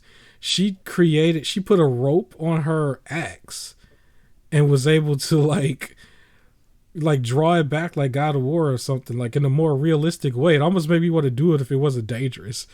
Like, right? If it was like a bat, maybe with a bat or something. I don't know. Even that probably is too dangerous in real life. But it's like she did that to try to make herself better. It worked in the film too. It was used multiple times for different reasons. And then everybody else's skill level was pretty much shown. Like, you understood the levels of them on like some Dragon Ball Z type junk. So it was way more like slower paced, and you understood what was happening each time, and you had the dude from Predator. Like, that was all you really needed.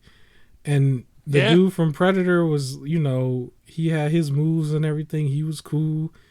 You don't need to watch the other stuff. I think I said that already, but it's very, very like a one-off thing. It reminds me of like the Joker movie compared to like the DC and like the multiverse, all that stuff. Like the Joker movie is like his one own thing. Even though I think it's getting a sequel. This might get a sequel because of how good it is. Oh, did you pay attention to the end credits? Like the artwork that they did for the end credits? Maybe only a half of it because I did like. Okay, so that it was recapping, the movie. Yeah. So it was like it was doing it like it was artwork on the like cave drawings. Yeah. Where it was recapping, the movie, but then the final image tells you where the sequel could go. And it was very scary. Okay. Do you want me to tell you what it is? No, I'll go back and look. Go back and watch that. I'll pick it up later. It's the final cave drawing image. Lets you pretty much kind of know if they do a sequel where it would go. Okay. but they could also leave it that way, the way like that ended, and it's you could draw your own conclusions of what happened. Okay. Yeah, I still have access to the movie, so I can go back and look at it. Because I pretty much skimmed through to see if there was a final scene, and I didn't see that, so then I'd let it go. But the parts before the like generic, like the normal credits, where it's just showing the cave drawings, yeah, like follow that. That'll show you. I think I did see all of those, but I didn't pay that close attention. So I'll just go back and look at it. Last one. Yeah, I'll go back and look at all of them. Yeah. But yeah, this movie is definitely worth watching. So everything you heard, all the hype, I would say it was worth watching. The biggest thing to me is just, if you're going to make a movie, there's so many people doing quote unquote remakes of everything. And it's always a cash grab in a way. It's like, this is an example where all you got to do is just take your time and tell a story that's more original. And the fan favorite person is still there somehow in there.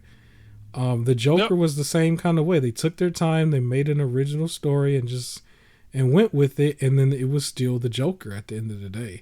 It's like, that's what I would want to see if people are going to just keep remaking stuff. They don't need to just jam pack everything or cash grab everything. Just because Resident Evil, the movie, was a pure cash grab. They didn't take their time with any of that, and they just threw the story together and was like, here it is, give us money. So, TV show and the movie. So, don't... Well, the TV show, you could argue that they was trying to be original. It was just done badly. And they didn't take their time with that. So, yeah. Take your time with it, tell an original story, and you'll have something good. It was certain things in the Resident Evil TV series that they just didn't need to do that were relative, I guess, callbacks. Like, some of the ridiculousness could have been left out and it would have been better. And I think this actually would have benefited from using different names. Like treating these as other characters and like name dropping Ada Wong or things like that. But like they should have like left other names out of it. Like, I think. Yeah. I don't know how to make it better. It just shouldn't have been made. You can't make it better. You can't. It shouldn't just never been made. It's just all they got to do. Here's the dumb part. All you got to do is throw the Power Ranger team into the castle and have Wesker just portray them. And the castle just got random zombies and some other freakish stuff and dogs. That was it. That was the whole first game. And then Lisa Trevor, and they did show Lisa Trevor for a second, but they really like halved it. Like, they didn't do as good a job in her design as in the movie. But still, it just, yeah. It was just bad. It was just bad. Watch Prey. Right. Don't worry about that. But the other movie was The Orphan. I don't want to spoil that one too much either. But yeah, go ahead. I really enjoyed this one. I actually liked it more than the first one. I didn't think that was going to be possible. Yeah, it was a very interesting twist or a different change to it. Yeah, that's what I would say. When watching it, I was very much like, okay, this is just like the first one, whatever. I expected that. And then it has that little twist in there that really, I went, wait, what? And that's what really pulled me into this, was that just extra twist. I thought that was a good thing too. Yeah, because if you were going into this, you technically knew what was going to happen.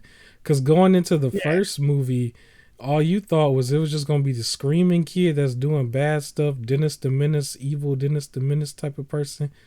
Until you got the twist there that was kept secret. This one was kept secret too, because I remember looking at the trailer and I remember saying, even on the podcast a few weeks back, that they gave away the movie. That's what I thought. I thought they gave away the movie. Yeah. And so they technically didn't. They did not. So, yeah, or they edited a certain way to still make it look like what you was going to expect. So, yeah, they got themselves a real life Chucky doll in a way. So that's the funny part. She reminds me of what Chucky would be if it was real life. If they make a third one, I would love to see it. I don't know. She definitely plays this role better than in other areas, because I looked her up because I was trying to find out if she was really that short. And apparently she's not. They had body doubles of little kids too, and they kind of just did their CGI thing.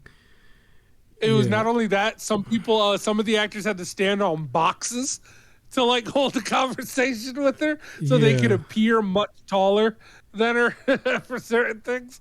Like, that's hilarious. Yeah, and so she was also in Escape Room 2, from what I remember. Yes. In the right version. Yeah. If you watch the right version, she's in one of the two versions. Yeah, she is better here than in Escape Room. So yes. Yes. Because Escape Room made her look like a mediocre actress, in my opinion. And here she didn't come off like a mediocre actress. She has a little bit more skill than what was in that movie. So it could still be the director. This might be some proof of that. It might still just be the director's fault. So yes, I'm greenlighting Orphan, Orphan First Kills, and the other one. So watch them both in the same order. Watch Orphan, then watch this one. And Orphan was good. I don't know what else to say about it, but thumbs up. That's a movie recommendation. We don't really have a game recommendation. I think we were saying we don't recommend Saints Row 1. Not really. Maybe in 2 years, but not right now. But I recommend Prey and I recommend Orphan First Kills as far as movies. I do not recommend Resident Evil either. So you brought it up as one of the epic games. Knockout City was pretty good. I did play it a lot. It's a dodgeball game. It's a 3-on-3 game. For the most part, 3-on-3. They have other stuff, but it's like a 3-on-3 dodgeball game, which wasn't that bad. And I imagine with like a consistent like player base, right? So giving it away for free might increase that player base again. It was pretty good. And they've added a lot more like locations and all this other stuff to it. And I've lost all of my skill in the game. Like I used to be the person that carried the team, and now I'm pretty much like, when I jumped back into it for a second, I was like the reason we was losing. But no, it's a good game. It was good.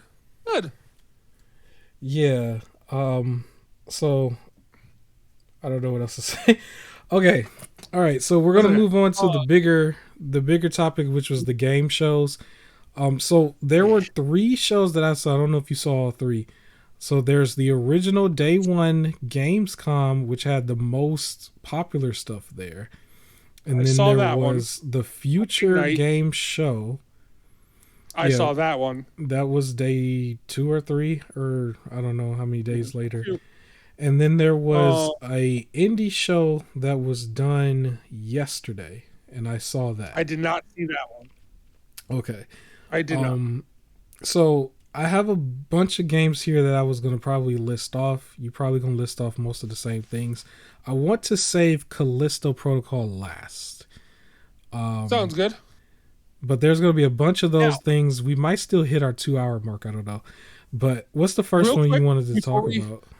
Before we get into Gamescom really quick, because we did mention I would talk about this last week, I did catch up on the THQ Nordic showcase that they showed, and there's 4 games that I just want to say I was looking forward to, and some of you mentioned already. So SpongeBob SquarePants: The Cosmic Shake, which you mentioned last week. Alone in the Dark, which you mentioned last week. Destroy All Humans 2, Reprobed, which you mentioned last week. Those 3 were good. And then I don't remember if you mentioned this one. You may have. I think you described it. It's called De-Exit, which was like I did mention Minecraft, kind of. Yeah, where you're like a skeleton, but it's like a platformer.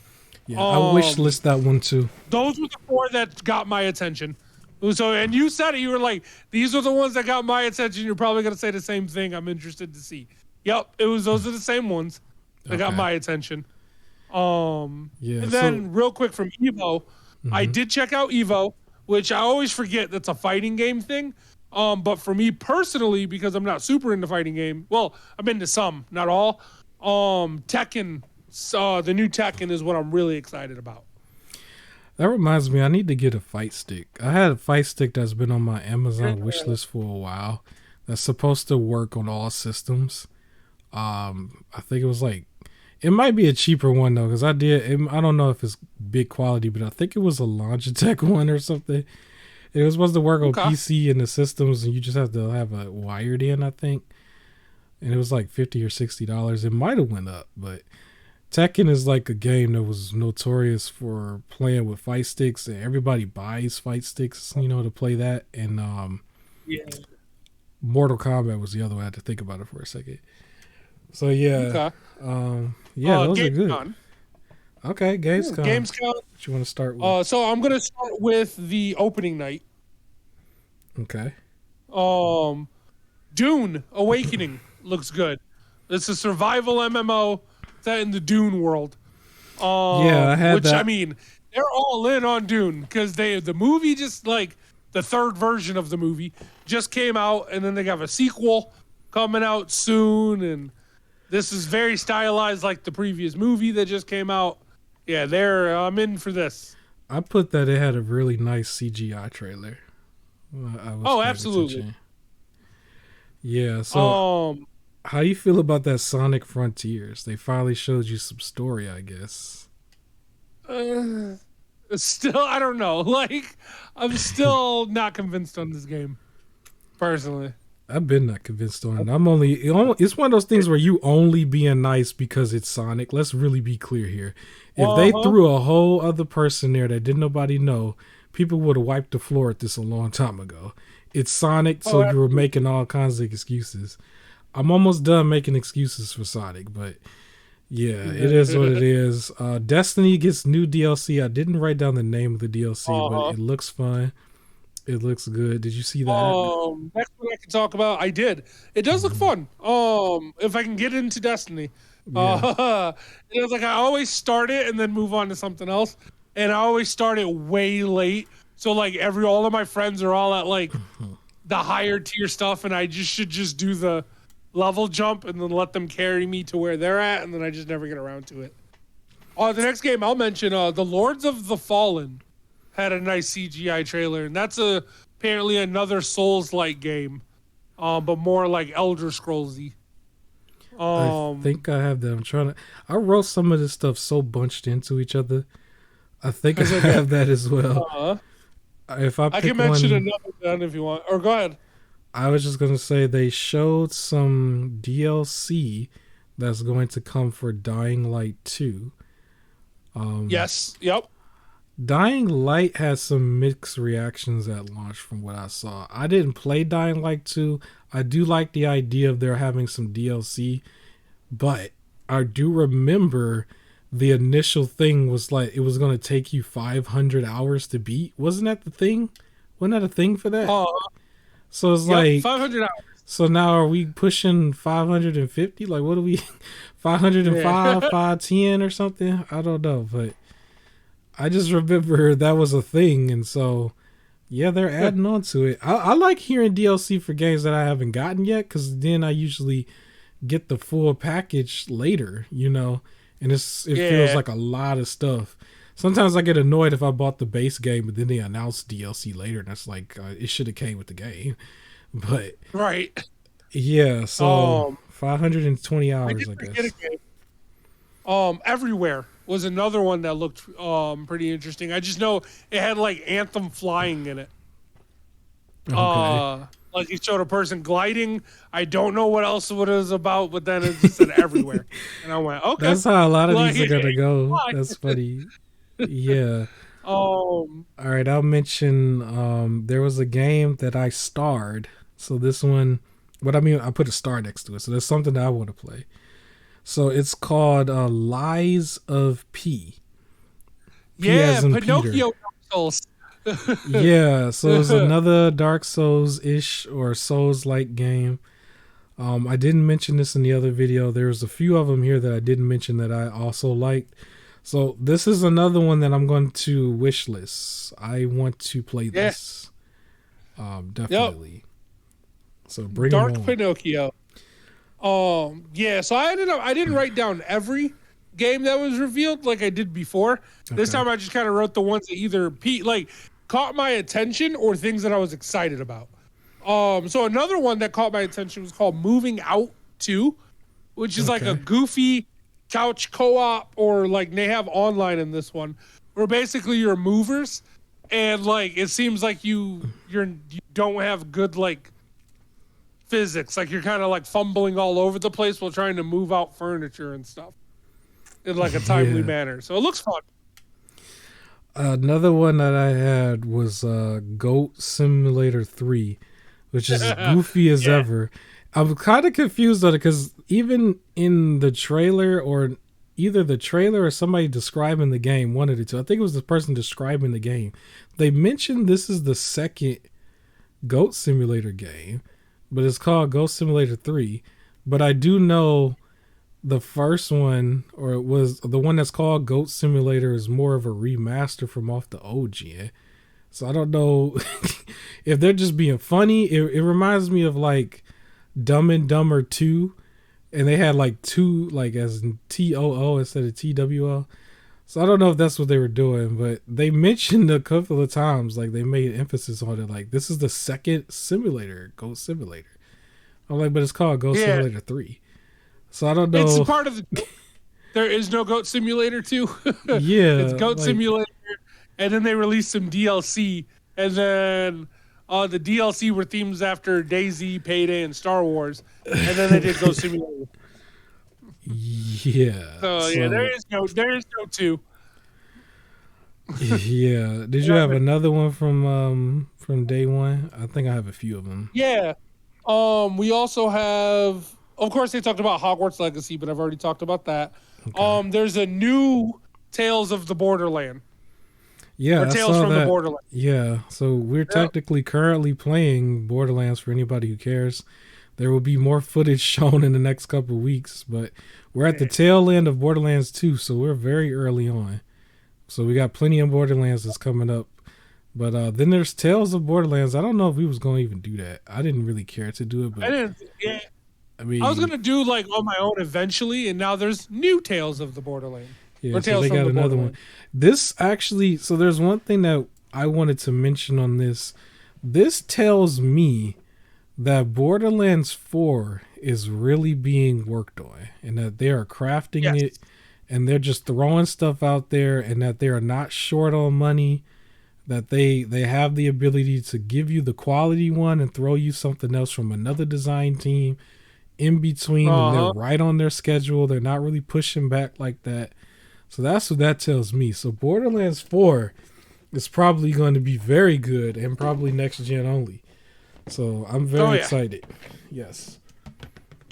Excuse me, I had to drink. Oh, yeah. Did you have one? Yes. So I got a game that will probably be a day one buy for you. And so this one is called Killer Clowns. It is a space game where you play as a clown in the space. And so, yeah, man, Killer Clowns, man. So they got a game for you. So it's a killer clown in space. Hey, you don't want to play the killer clown in space? There's already scary stuff in space. I don't need there to also be clowns. Like, I have a game that you. It was a game that you mentioned in one of your videos on your channel. In a video?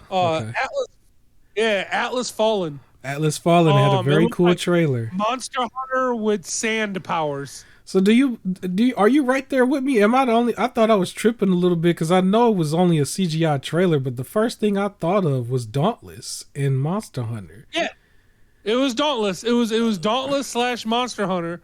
Probably they had the more same Dauntless, weapons. Probably not as involved. Yep. Yeah, it was just made out of sand.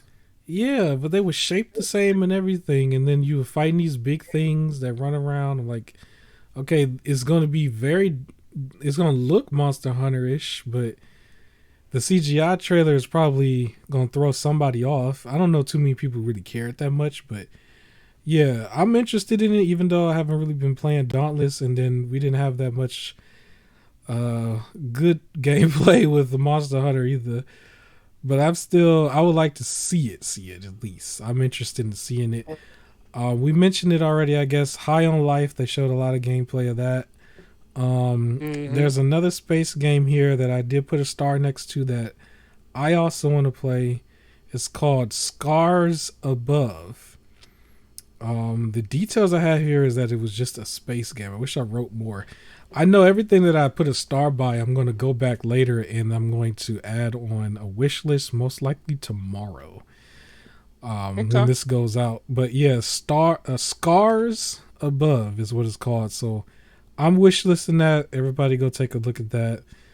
Hogwarts Legacy. Real quick before I mention my next game, for the Fall Guys footage that you just saw end, it didn't show it in the footage for whatever reason for the recording. Right where it ended, that's when I got the platinum trophy on Fall Guys. So the only trophy I was missing from all of this time was to win 5 games in a row. And they had created this one mode where you weren't competing really against other people. They could get in your way, but you weren't competing. And the idea is you had to just get launched, as you noticed, that whole time to try and beat levels in a certain time limit. And you had to beat 3 levels, and if you did it, you won. And I finally won 5 in a row. I was watching wrestling at the time. I was watching, what was that, SummerSlam? Like one of the pay-per-views. And I was watching it, and I was playing that in the background. And I finally, like that was not the first time I was going after those challenges. I was losing beforehand or making it up to 4. And on that day, I finally got all 5 in a row and got the trophy. And it was like, you beat it, and then it was like platinum. And it was, oh, man. Good moment. But That's what's up. If you're watching, sorry, go ahead. I was just gonna say this footage is Hugh. I'm at the very end where it gets a lot more difficult, and sometimes I'm a bonehead. But I haven't played it in a couple weeks. I had every intention on having a full review for this done by now, but stuff kept happening. Real life keeps happening, so I haven't put it back on yet. I do plan on picking it back up, and I'm going to finish it because I'm technically at the end. But expect a review on this. I'm gonna try to do one that's a little bit more quality compared to the other videos I put out. I tried to make my last video actually a little bit more quality as well, because I put more editing time into it, even though it was all audio, to put slightly more detail with putting the names on the screen and stuff. Like, I don't usually do that, but I wanted to do more of that because that's the type of stuff I watch. If I watch gaming stuff, I watch the hidden gems. I watch reviews of games that are like 3-4 years old and stuff. I don't watch people's embargo lifting stuff. I want to see it like when it's polished, when it's been sitting there for a while. That's when I watch them. So I do want to do that for Hugh as well. I think Hugh is a good game. But yeah, so yeah, keep going. What's your next game? I got a few more. So try and move this quickly. Another one is Blacktail that they showed. So it's a first-person shooter, but you have like bow and arrows. But it's supposed to be like you're a witch, and you have to determine whether you want to be a good witch or a bad witch. And it seems like the villain is, for those of you that play Dungeons and Dragons, it's the witch queen, right? Like the hag queen, like the mother of all hags, is known as Baba Yaga. So big villain, like super strong, like very intimidating, just mother of witches and hags and all the creepy, like hunchback, like, you know, witches. She's like in charge of all of them, and it seems like that's the main villain. So this game looks good. Okay. I think I'm more interested because of who the villain is. Otherwise, it probably wouldn't have caught my eye. But yeah. Okay. What about you? Because I got 2 more on my list from opening day. I have a few more on my list from opening day. All right. So there was one that was called Hard Space Shipbreaker. That was a game that I paid attention to. I think this is another one that is in space. They got a few more space games. For anybody who really been paying attention to me, I mentioned really early on, and it's in the back of my head, that I wanted to do a video highlighting every space game that was coming out that was not Starfield. because I'm not a fanboy for Starfield or Xbox. I wanted to give some shy to other space games. And then next thing you know, it's just way too many space games. So I'm still going to try to do it.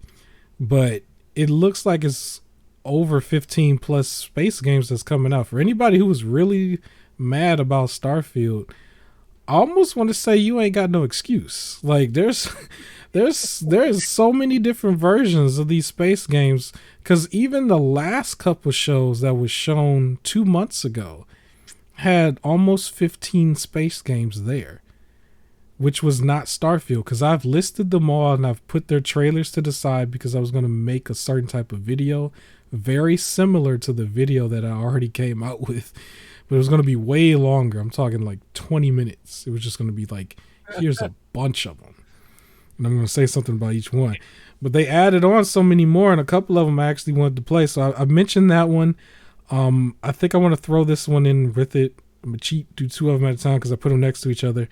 It's a game called Home World 3. This is also a space game. So they have a bunch of them out there that I was looking at. Did you have any more for day one? Yeah, so I got two more actually. So Word Song. WYRD. It was some RPG that looked really interesting, and that's all I wrote down about it. But yeah, it looked fine. Yeah. Oh, that's right. It was because they also didn't have much, but it was like an open world RPG. Called Word Song. And then the other one that I have is Dead Island 2 is finally being released. Hey. After all the time. So like the last fake out was Goat Simulator 3's first trailer was parodying the Dead Island trailer that came out years ago. Where the dude's walking on like a boardwalk and like he's like jogging and people are turning into zombies. Well, they had the goat doing it.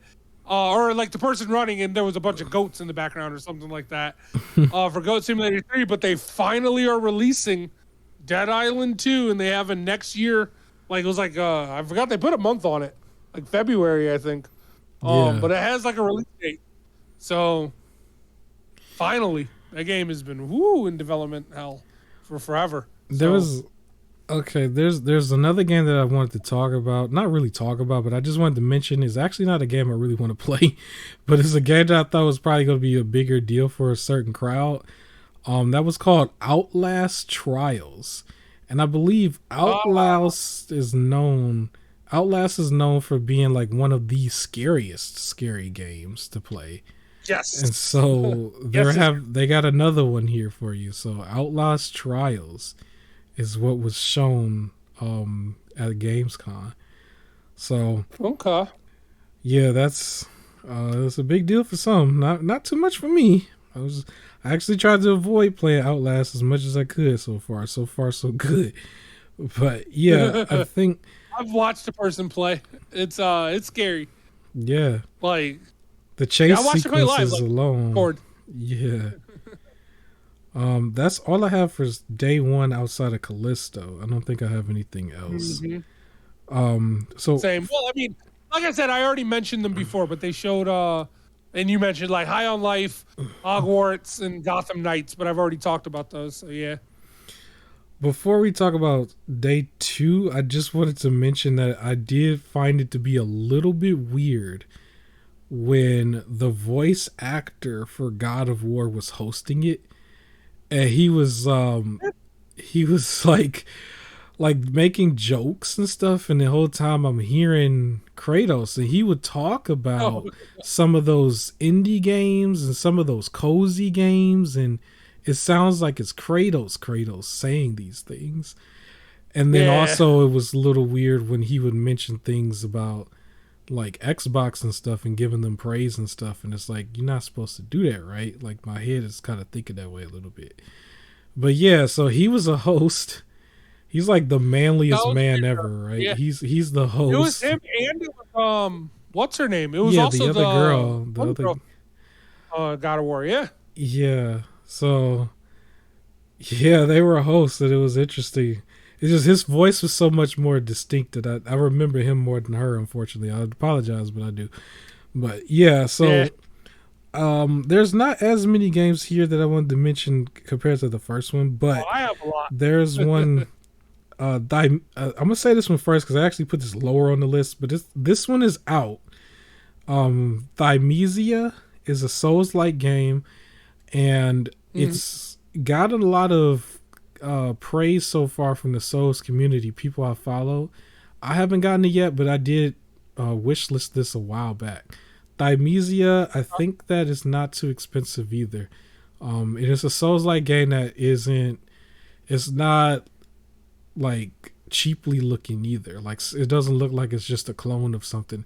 It looks more polished, more graphically up to date, just like something like Mortal Shell. So yeah, Thymesia is one of them. What else you got?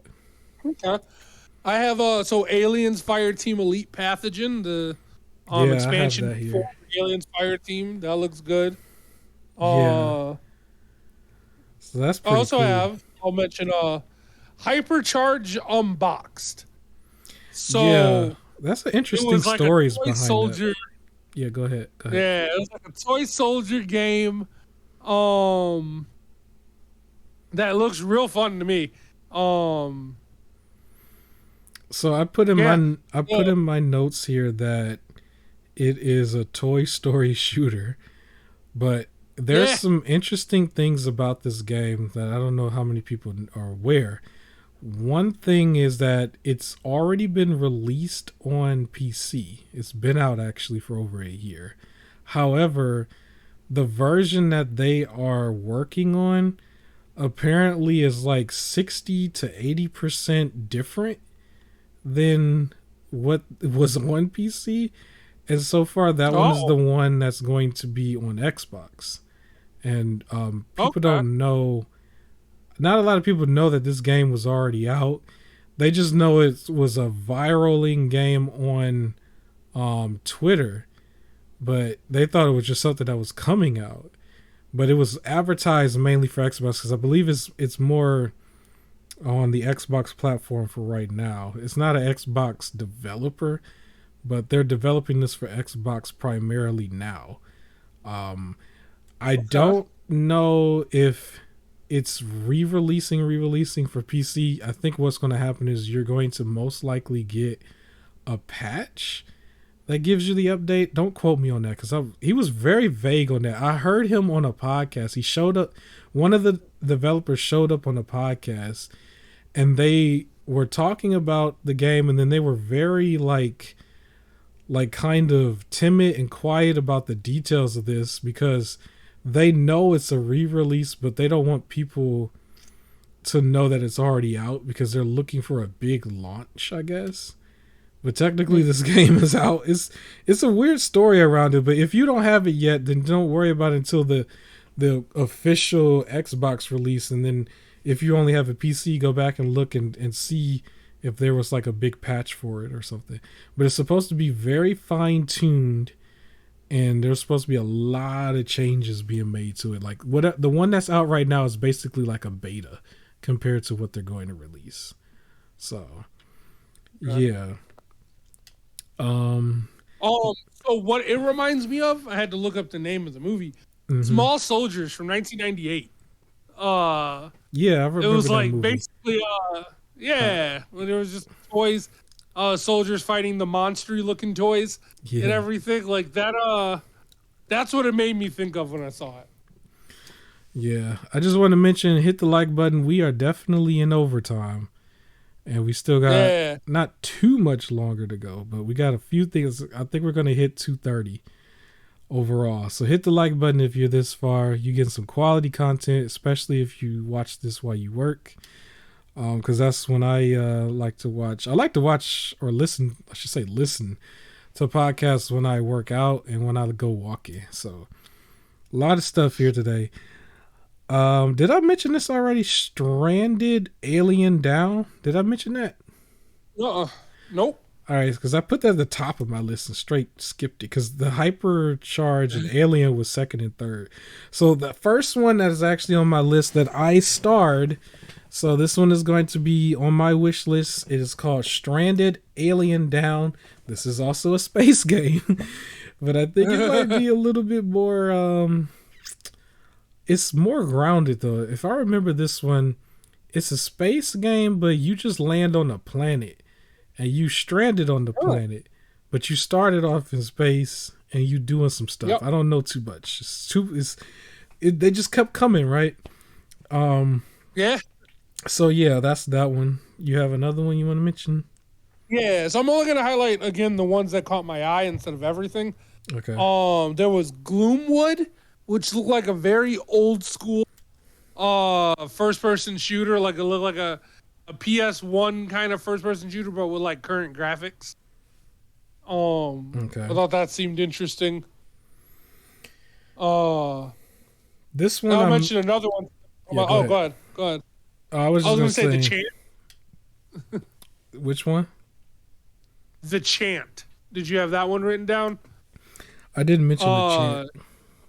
So the Chant is like, it looks like it's a horror survivor game, but it has the old school Resident Evil like over the shoulder thing where it's like real close to you, over the shoulder shooting, and like things can pop up off screen, like it's not the full surround like sight. Okay. That one looked pretty good too. Okay, I think I mentioned this in my video. I don't know how to pronounce it now. I had to look it up before. I'm not gonna look it up, so I might butcher this, but Erie Band Shadow Erebon. Legacy. Erebon. Yeah. How do I not know this and I already did the video on it? This is releasing day one on Game Pass. It's more of an Xbox title right now, but I remember the developer was saying they saw what Nintendo did with Splatoon, with the whole paint being able to, like, you go in your paint and you can kind of like trail around on the ground, and they wanted to expand upon that and have you do that on the ground, on the sides, and you are basically playing a stealth-like game. And so this is actually one of the main ones that I liked, that I made a video on already.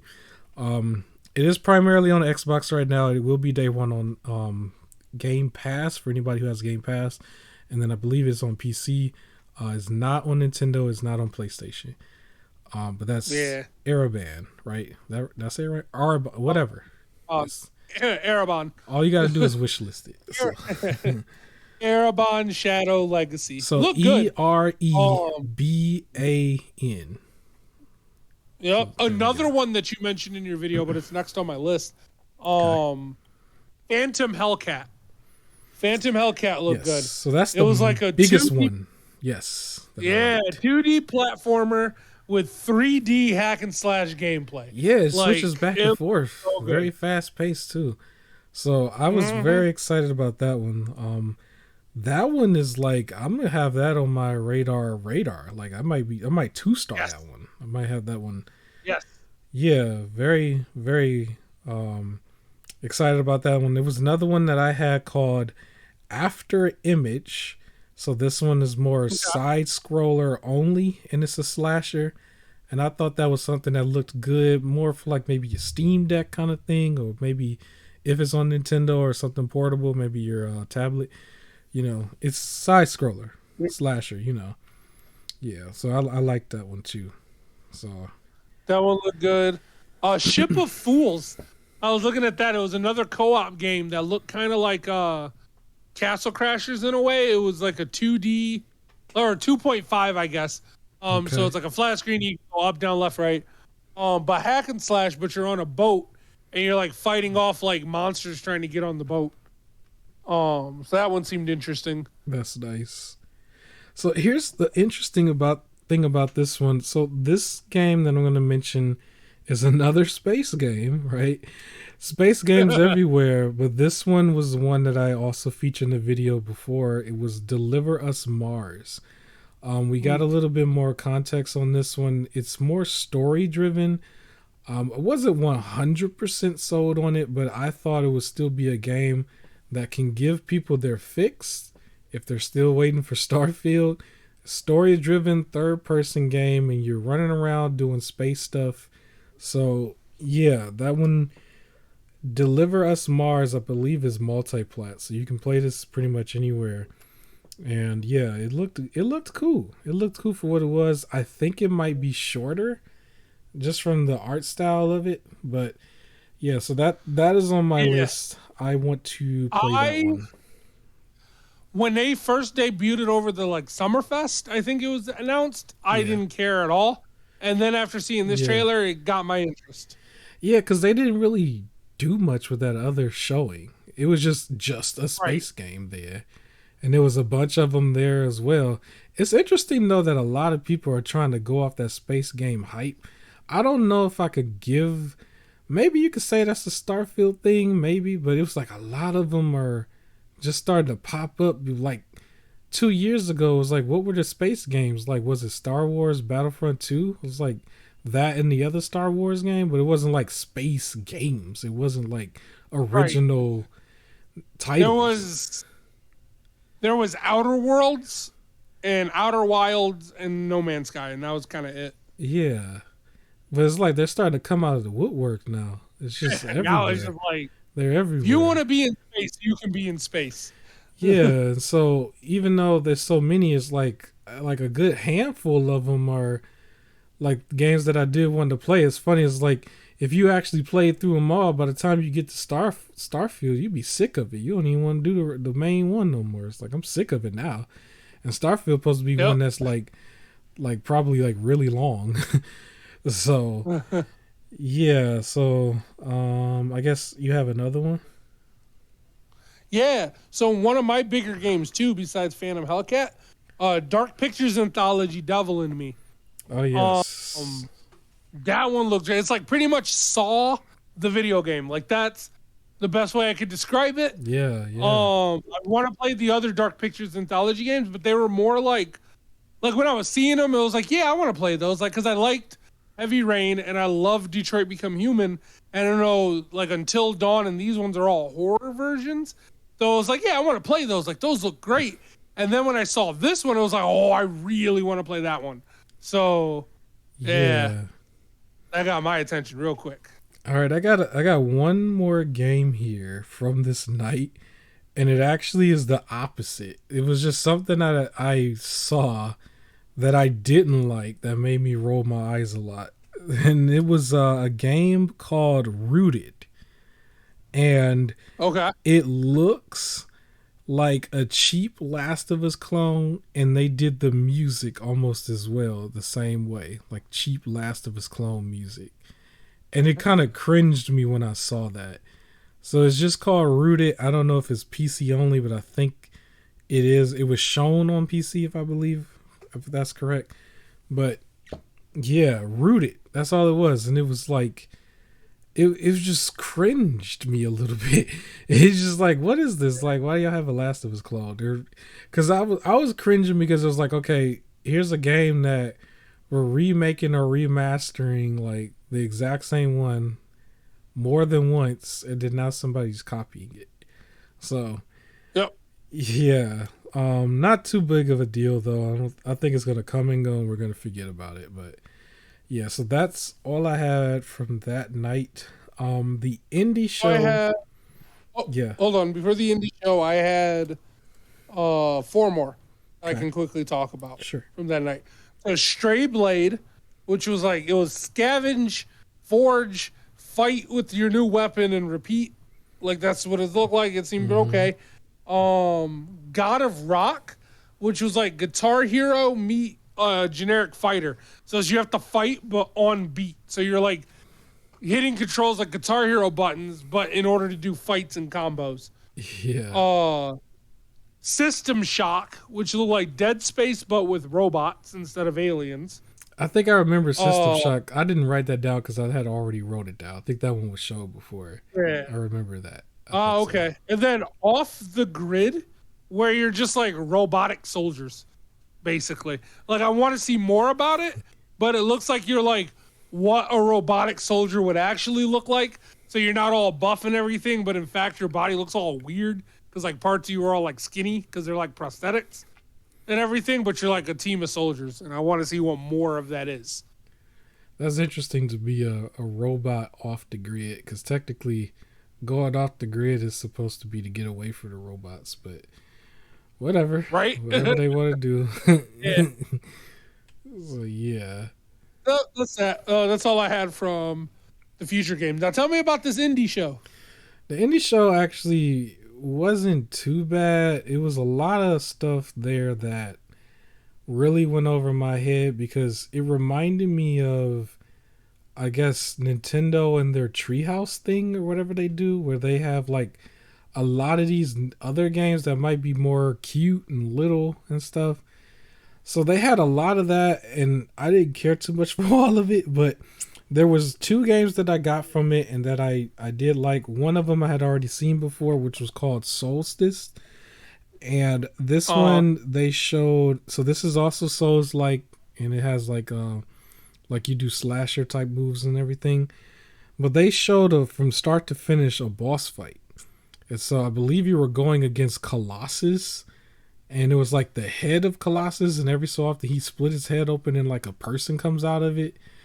And so I thought it looked kind of cool. It did look like it wasn't as polished as it probably could have been, but I thought it looked good enough. It's still probably good enough for a Steam Deck, or if you just want to put in something real quick. Solstice was a game that I am going to wishlist. I think I already wishlisted that because they showed that before. And then the next one is called Ghost Song. I really like this one because I am a fan of Metroid. This looks like Metroid type game to me. I put Samus like on here. So it looks just like, I wouldn't say Metroid Dread, but more of the older ones, more of like the Game Boy Advance ones. Some people probably outgrown those type of games and how they look and everything, but I still like those kind of games. I still bought that other one. I forgot what its name was, but it was like a roguelike that was like $2 that I haven't gotten to yet, that looked just like Metroid as well. So this one is coming out November 3rd this year. So for anybody who really wants another game like Metroid Dread, if you're still looking for that itch, Ghost Song, go look that up, and wishlist it everywhere, I guess. So yeah, those are the only two games that I got from the indie show. The indie show was like an hour long. It wasn't too long for me. I dual screened it, so I watched 30 minutes, the first 30 minutes on one screen, the second 30 minutes on the other screen at the exact same time, muting as I go. So I got through it very quickly. But those are the two games that I pulled from it. Okay. We are so deep into overtime. 2 hours and 22 minutes so far. If anybody is watching on YouTube and you didn't try to download this anywhere else, please hit the like button. This is cool. But here's the part where I am going to get canceled. Maybe even by you. Uh-oh. So here is my surprise. I'm not going to clip this. This is exclusive to this podcast. Are you ready for this heat? I don't know. You might be on my side. You might be on my side. But I have to officially announce I got a bone to pick with Callisto Protocol. What? I got a bone to pick with Callisto Protocol, sir. Yes. That's why we saved this for last. This is a heat topic. This is a nice podcast, man. We got so much going on in this podcast today. This is the controversial topic for me. Maybe I'm throwing this out of proportion. Maybe you might agree with me. But I got a bone to pick with Callisto Protocol. Let's hear it. You ready to hear this? I looked up Callisto Protocol. Now, Callisto Protocol, that new footage, it looked intense. If we want to talk about the new footage, I have nothing against what we just saw. It was still awesome looking. It was still cool. And I still practically want to get this day one. However, when looking around, I found out that Callisto Protocol, day one, day and date, is going to be $70 on Xbox and PlayStation. However, it will be $60 on PC, and they're both releasing day and date at the same time. So I'll let you. Let me get your take on this. How do you feel about that? Is that a good or a bad thing? $70 to start is already a dumb thing to begin with. Yeah. But now to like sit there and be like, but on this like on the PC, it'll be cheaper. I mean, I guess the only argument you can make is in order for it to run on PC, you had to pay more to begin with. Yeah. But I don't think that makes up. But they don't get that extra money. Console's got to pay. Yeah. Yeah. Console's got to pay $70. That's trash. That's absolute trash. Oh, so you're with me on this. Or all be 70. I didn't know that. So they should all be 60 or all be 70. And I double checked this because I knew it was probably going to be a crazy look if I didn't get this right. But if you go search under the Microsoft Store or PlayStation Store, you will see this listed at 70. It is going to. They're going to have. I don't know if this has a PS4 version or not, because I think I listed it as it is, and I think it said it on Google. But I would imagine the PS4 and Xbox One version will probably be 60 as well. Yeah. And then the next gen steps down. All I know is that it's 60. If you go under Steam and Epic Games, it is listed as 60. But if you go under PS5 or you go to the Xbox for Series X, it is going to show $69 to $99. So I want to know, what is the difference between the PS4, the Xbox One, and the Microsoft Windows version compared to the PS5 and the Series X and S version? What is the difference? Because then if there is no difference, then there is literally no reason for a $10 hike. In which case, if you want it on console, buy the PS4 or PS5 version and just play it, or PS4 or Xbox One version and just play it on the new consoles if there is no difference. Because then if there is a difference, then PC is being cheated. The difference, I think, is that they've capped the frame rate at 30 frames on the PS4 and Xbox One, where on Series X and PS5, then you can play it at 60 frames. I can't see no other difference because the PS4 Pro and Xbox One X has the ability to play games at 4K at 30 frames. And so yeah, so I saw that and I was looking at it. I don't know, maybe you can look it up right now anywhere and you'll see that it is listed as $69.99 for the PS5 version and for the Xbox Series X version. But if you go under PC, it will be $60. It will be $59.99. So, yeah, no traction nowhere. No one has said anything about this. I didn't really want to make it that much of a big deal because I didn't want to be the one guy who drew heat on it. Because I'm gonna tell you, because I'm going to announce this now. I said before that I wanted it to be day one. I thought to myself, I wanted to at least wait for it to go at least $10 on sale just based on principle. Like $10 off based on principle.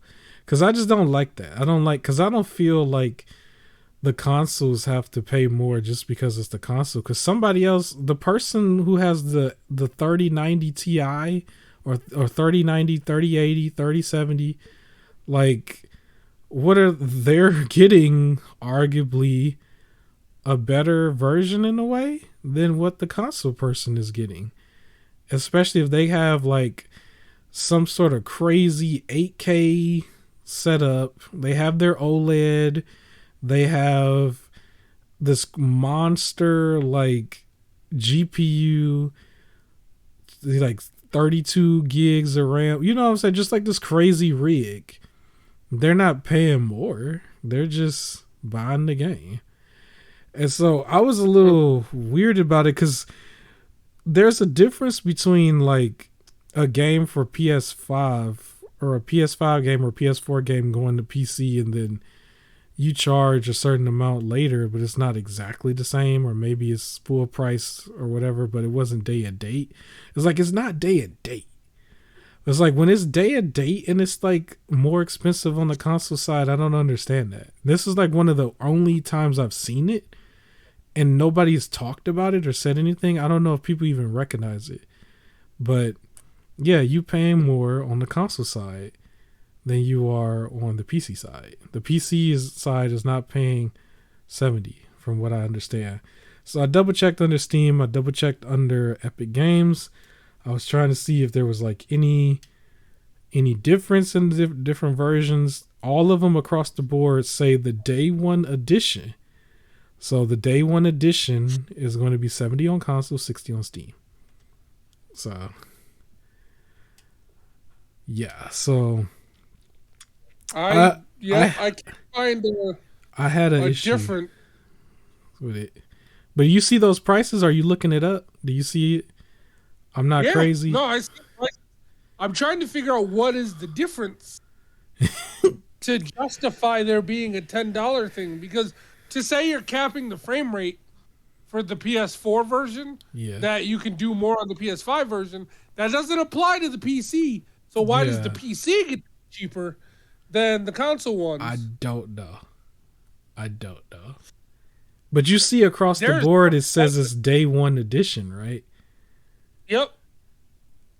See, but there's nothing like people are just saying, yeah, it costs $60 on this and $70 on this, and there's nothing else like other than the people complaining about.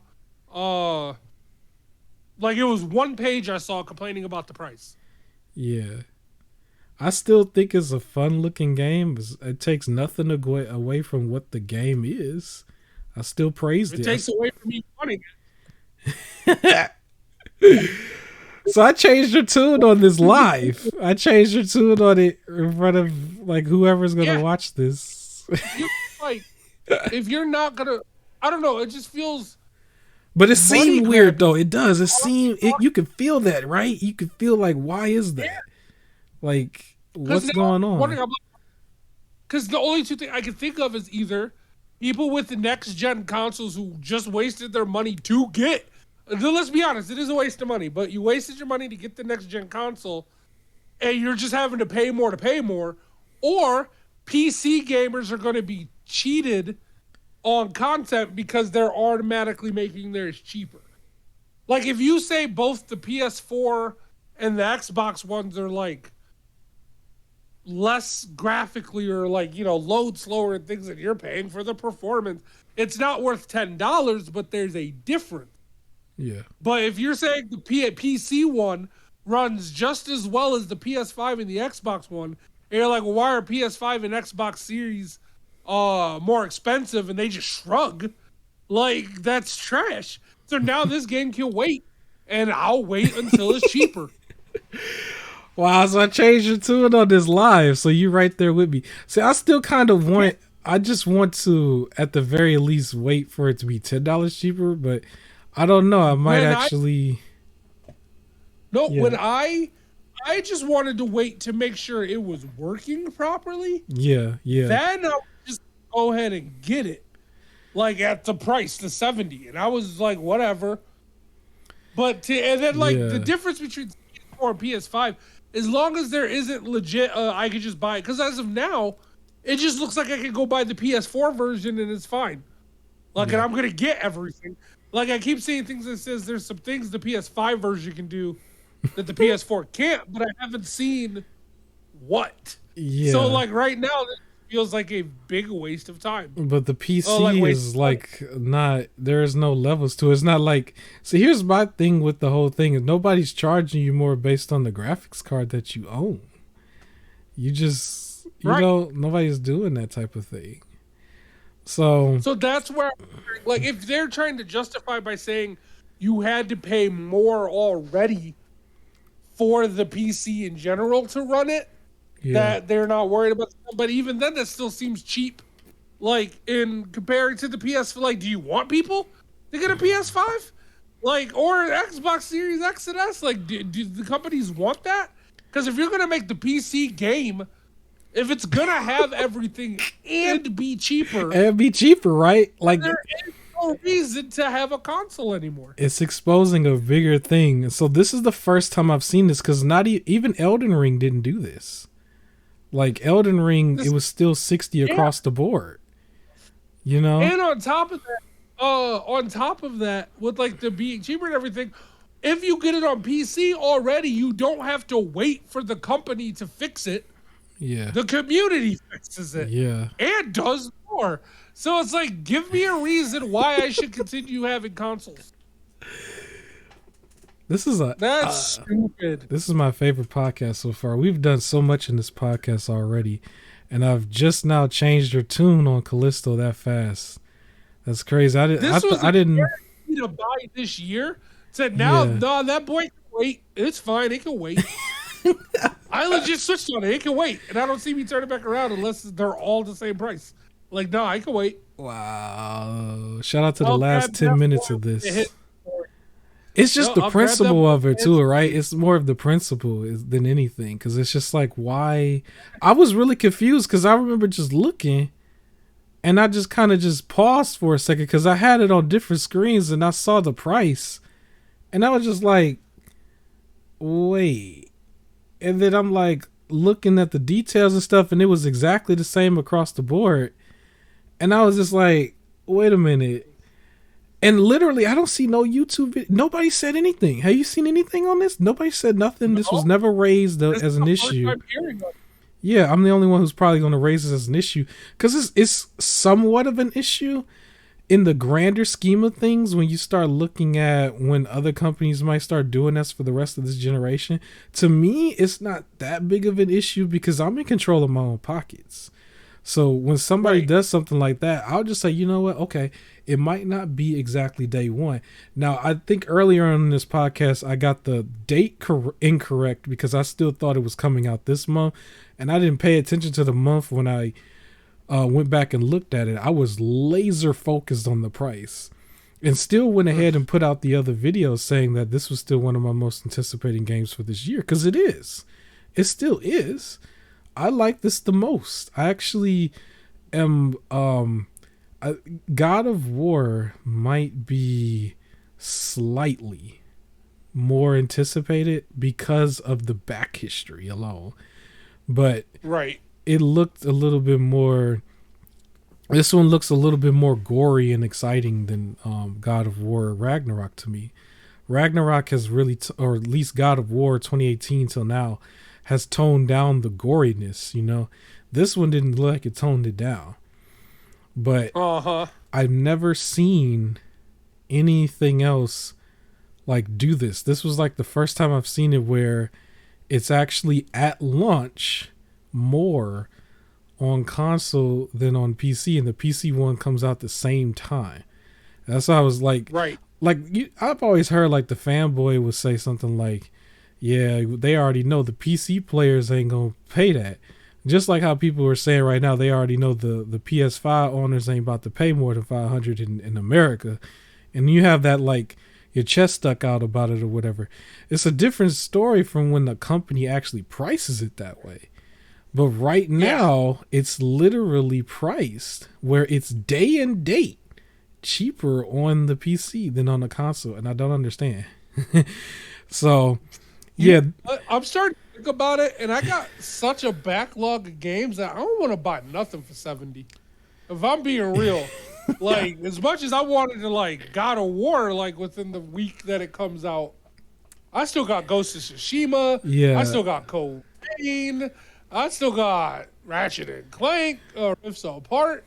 I got a lot of backlogged games. I still got Cyberpunk. As bad as that is, it's at least playable. Like, I got that. Yeah. Maybe those can all wait until they start falling to 40. Everybody can start. I'll buy at 40 again. I am completely... Man, that done soured my mood. Like... This is my favorite podcast. All of these games can wait. Look, people, stop buying games at full price. You can wait. There's like, look at that with the space games. You don't even need. There's No Man's Sky is really good now. So if you've never played it, hop into that for your space exploration. then play Outer Worlds. Outer Worlds is a game I cannot recommend enough. That is a fantastic game, Outer Worlds. So play those two, and you good. Play Outer Wilds. I've heard that's fantastic. That's 3 space games to hold you over.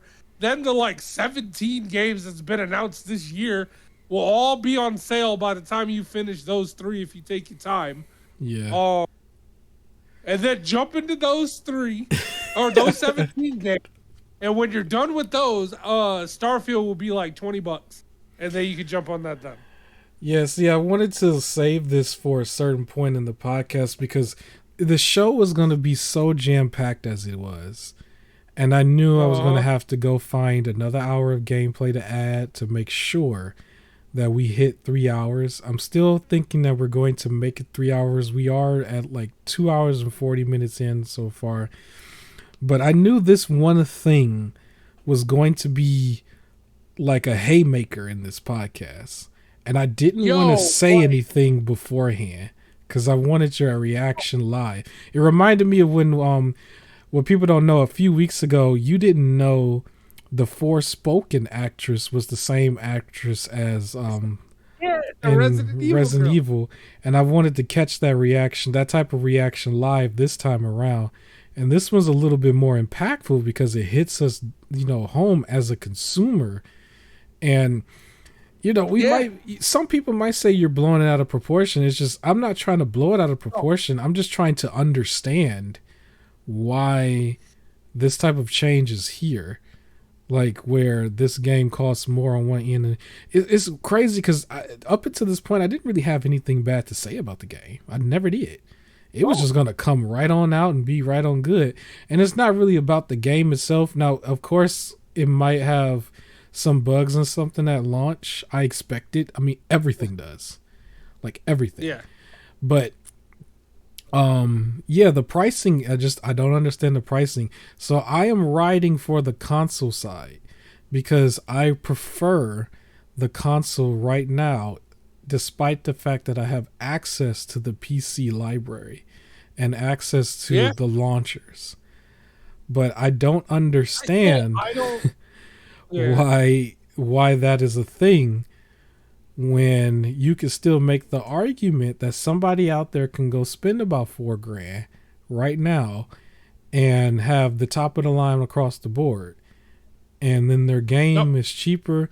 From my understanding too, this is still a solo game. I have yet to see them talk about multiplayer. So the PC side is going to do wink, wink what they do. So it's I don't even know why we even giving them they're probably not even going to spend the 60, right? Right? For anybody that wants to argue, it's just $10 and things like that. Here's my issue. Yeah, it's just $10. I have it to throw again. Up until this news, I was ready to just drop 70 on it. Here's the problem. I talked you right out of it. That's crazy.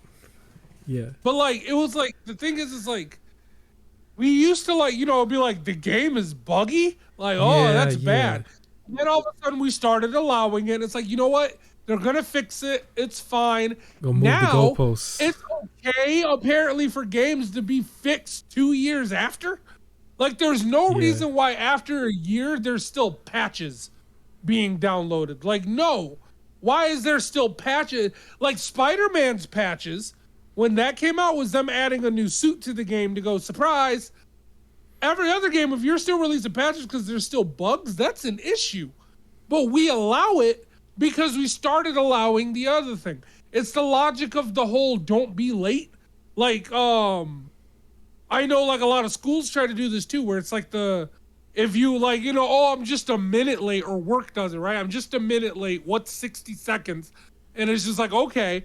Well, then when the next person comes in and they're 2 minutes late, it's well, look, you allow 1 minute. I mean, it's just an extra minute. And then you got people coming in 20 minutes late. Going, my bad. Right? And that's what's happening here. When you allow these little, it's just $10. Then when it's all of a sudden just $20, and then it's just $30, next thing you know, the Oculus could just be $100 more for no reason. Right? Because you start allowing okay. The biggest thing is that it's day and date. That's It's just that it's day and date for me. That's the biggest thing, because typically when a game is $70 at launch on one system, but then it showed up on PC at 60, it was like, well, we haven't really seen too many cases yet, but at least with PlayStation games that went to PC, it was like how many years of a difference? It'd be like 3-4 years later or something. But then it's like, well, here it's like literally day and date. Like it's day and date, and it's cheaper on one system than the other. And I kept re-looking at it because I was trying to see, like, do they have like some sort of special sale? Because like I think the sales are fair game if they have like a sale. Because sometimes games that I have on wish lists across the board go on sale on one platform over another. And it's like, well, that's kind of fair game. It's like, okay, just drop price on this particular platform so you can get a savings if you buy it on this platform. But I couldn't find that it was on sale to pre-order at a cheaper price. It was like, no, it literally is just day and date, like cheaper on. And the way I was able to figure that out was because it was the same on Epic as it was on Steam, and those two are not they're competitors technically in a way. So yeah, so that's exclusive to this podcast. I'm not going to clip it or put it anywhere. People are just going to hear it right here only, because I don't really want to get that type of attention. But yeah, we used to be able to unlock like alternate costumes and all that stuff in the game. We used to be able to unlock it and enjoy it and have fun. Then some game was like, hey, instead of having to work to unlock it, if you want, you could just buy it. And we were like, yeah, it's okay. Then it was like, you know what? Here's some that you can unlock in game, but here's the ones that you could only buy. And it's like, you know what? That's fine. I'll allow it. And now, every game, it's like, if you want an alternate costume, pay that money, homie. You're not getting this in game. Like, it is, you pay for it. Like, we allow this stupid stuff to happen, and then it spirals. So, yeah, I'm going to be upset that they're out here going for no difference at all. You get to pay $10 more on the console version. Like, watch me not. Watch me spend now $40 total on your game, and probably at some mom and pop shop, so y'all don't get nothing. Like, I am petty that way. Like, let's go. You want to go? Let's play. You want to play? We can play. All right? Well, you heard it here. I was able to get Assassin's Creed Origins for $5. Watch me get your game for $5 too. I got my methods. Like... This is my favorite podcast. I changed your tune on this game in the past 20 minutes. I changed 100%. Your tune completely. I didn't expect to change your tune completely, but yeah. The game looks great. Companies are trash. I guess we can move on from that. We're actually almost done. I want to go back to a lighter note. I would say, okay, so I guess the last thing I'll say, at least for me, based on principle alone, I need that game to at least be 60 for either the PS5 or Series X version before I get it. But I will have to admit, I'm right here with Omezis. I might actually wait until it drops a lot lower than that, just based on principle. But I do still, even if I do make if I still make the video, I'm still being genuine when I say it is still in my top 5 games that I want the most. I think I already mentioned here that Black Myth Wukong was another one, and God of War Ragnarok is the other one. I'm not going to say the other 2 yet because I don't know exactly which one's going to make the final 5. But don't be surprised if at the end of the day, when that video comes out, you might not see Callisto Protocol on that list if I decide to call it the games that I buy day one. But my channel is small enough at this point where I can get away with these kind of things right now. But this probably isn't as controversial to some people. You already know how many people want to be out here. They want to flex about every little thing. But there was even the meme I showed you before about some dude wanting to flex about paying his student loans and he wished he had more to pay or something stupid like that. So there's people like that out here. So I am not one of those people. I want to save every dollar I can. I went to an Indian restaurant today solely because my food was $7.99 for the day only. That was the only reason why myself went over there. And I gave them about $8 and some change. All right. we are almost out of time because I don't have another hour of gameplay footage. We are definitely far into overtime. Hit the like button. I think we have covered practically everything gaming related. There was one other thing. Yeah, I have one more thing here that I wanted to talk about when it comes to just Power Rangers. I apologize before Power Rangers, you did mention how to get a free Game Pass. Yeah, so that's going to be at the very, very end. That's going to be extremely end. I have not forgotten. So all right. Power Rangers right before that, and then we'll wrap this up. I'm going to keep it real brief because it wasn't too much from Power Rangers that I was too excited for. It's just in the middle of 1,000 game shows going on, Hasbro decided that today or this week is Power Ranger week. And so they decided at 1 p.m. every day, Monday through Friday, on their YouTube channel, with the exception of Thursday, where they actually did a full show.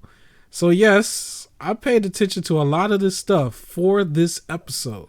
So y'all are getting y'all money's worth. Give me the likes for this episode.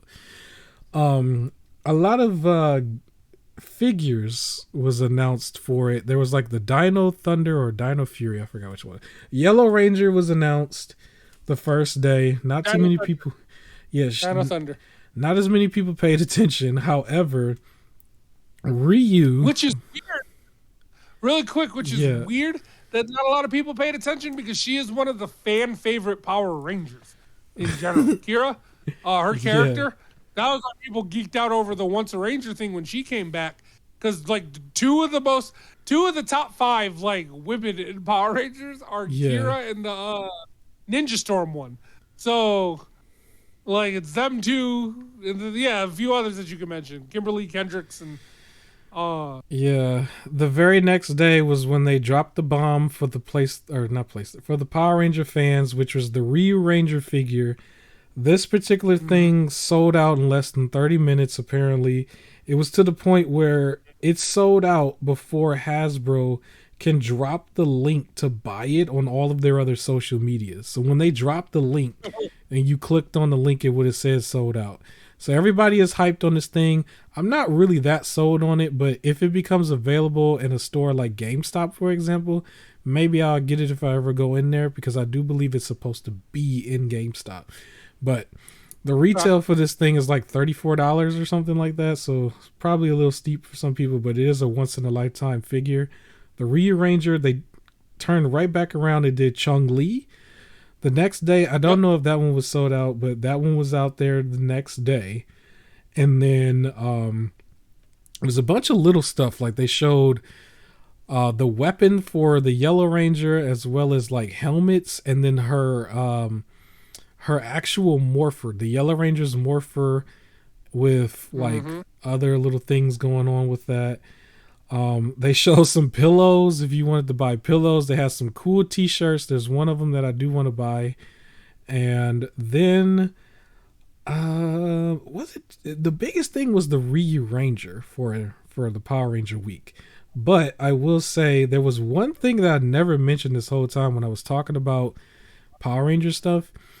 I will say I did make it this week without looking at that $400 Megazord. I didn't look at it once. I do still have it bookmarked, but I did look at it. I didn't go to the website. I tried, but all these other little groups got wind of it finally and just kept like, each person's like, I don't know if y'all saw this, and it would post it, and it's like, did you not post it earlier today? Like, come on. So there was one other Megazord that I never mentioned on air that has been technically in development, and that's a Megazord that I believe they said is 60 inches. I think they said it was 60 inches.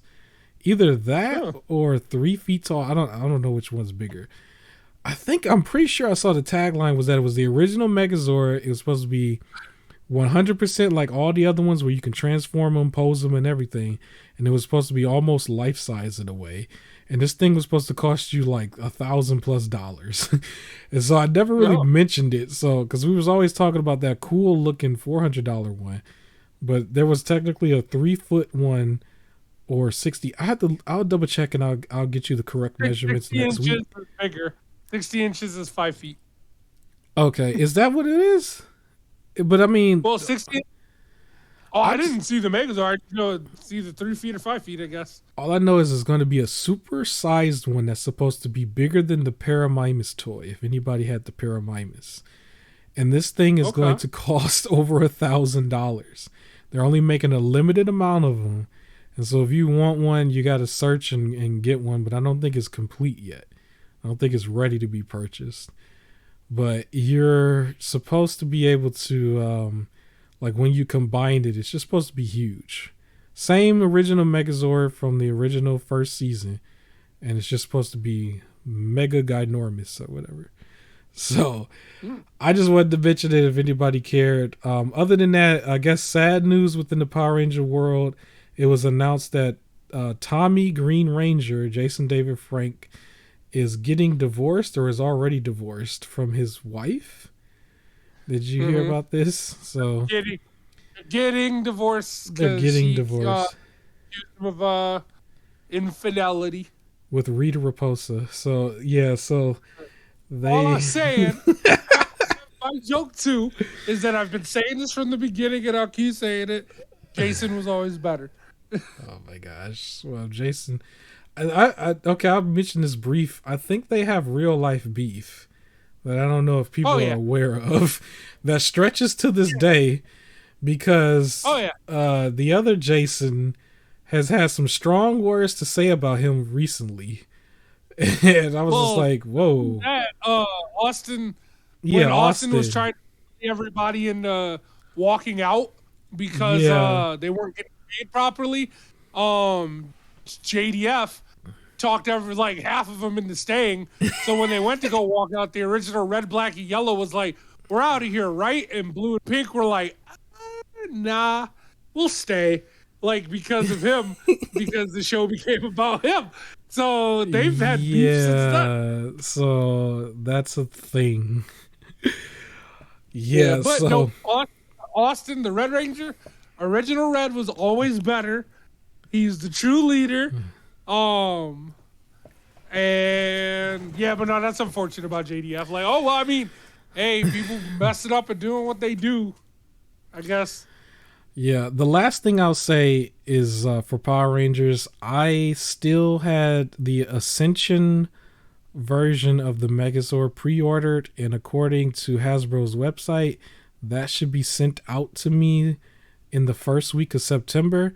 So I will at least give impressions on the podcast. Maybe not next week, but the week after, if it doesn't come in time. I'll just give first impressions. Was it worth it? Did I waste money? Blah, blah, blah. Yes, and so that's the last thing I'll say about Power Rangers. And then the very final thing, before we wrap this up, we've got just under 3 minutes before we hit the 3-hour mark. So I'm going to try to keep this under 3 minutes.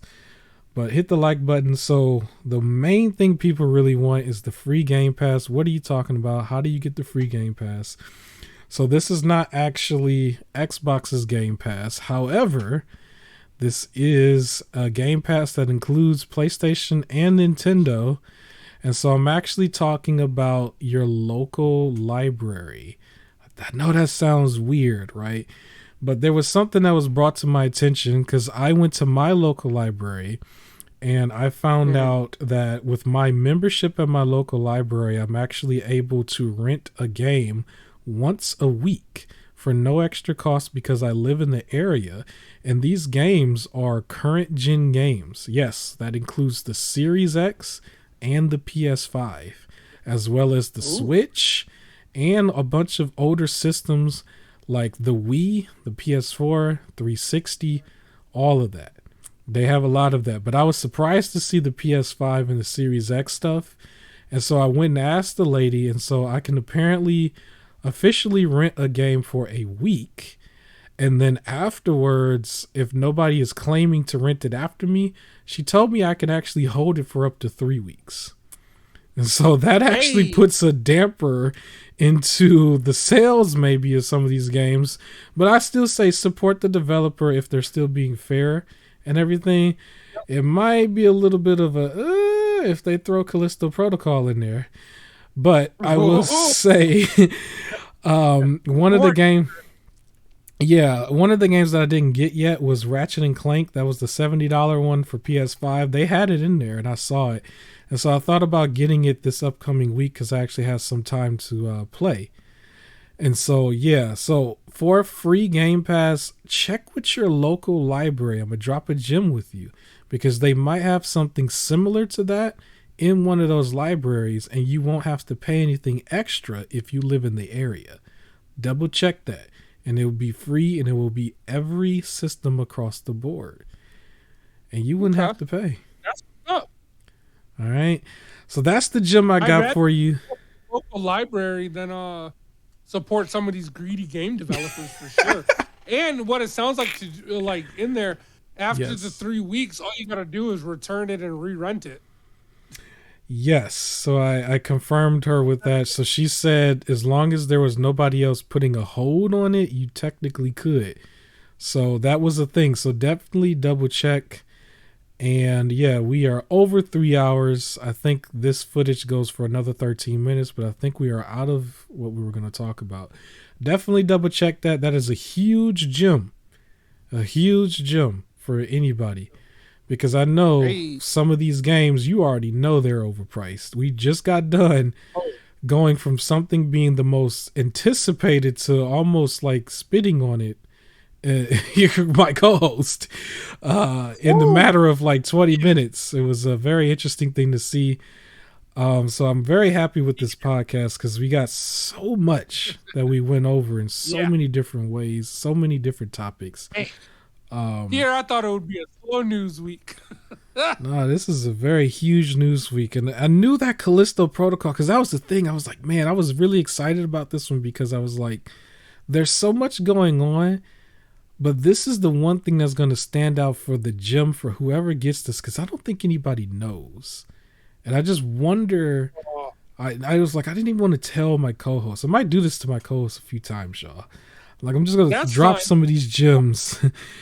But that was the research that I saw, and I was a little disappointed. Callisto is still very high on my list of things that I want. And it's funny because so many other games that are coming out that are shooters don't have the level of detail or level of gore that's realistic that this game has. And it's like the one game that you don't have anything bad to say, we done found something bad to say about it, you know? So... yeah, it is what it is, but I guess we're out of time. An hour and a few change, overtime. So you guys got plenty of content, especially for those who like to watch this at work. I think we covered everything. We don't have anything to go into next week. You're still going to get an episode next week that's going to be just as jam-packed, I hope. Other than that, any last words for you, sir? Support your local library, not the business. Support the local library. There is one other thing I want to say. As far as the library, yes, you can go in the library to rent these games and the free Game Pass and everything. Some of these libraries have free game when it comes to like books too. Don't just go in there and rent the game. Read a book in there. I'm also starting a book club that's like completely unrelated to YouTube for like my personal space. And I want to have people, we're going to like read some stuff that's fun right away. And then afterwards, I want to put people onto these really educational books where we can go get some real money and we can learn from the experts and, you know what I'm saying? Like get out there and start making big moves happen. And all you got to do is start reading stuff and start gaining the knowledge. So don't just go get the book or go get the games. Go get the books, read them and be productive for anybody who made it this far. Thank you so much for watching or listening. 3 hours in. Like, comment, share, subscribe. And don't forget to wash the back of your ears. Peace.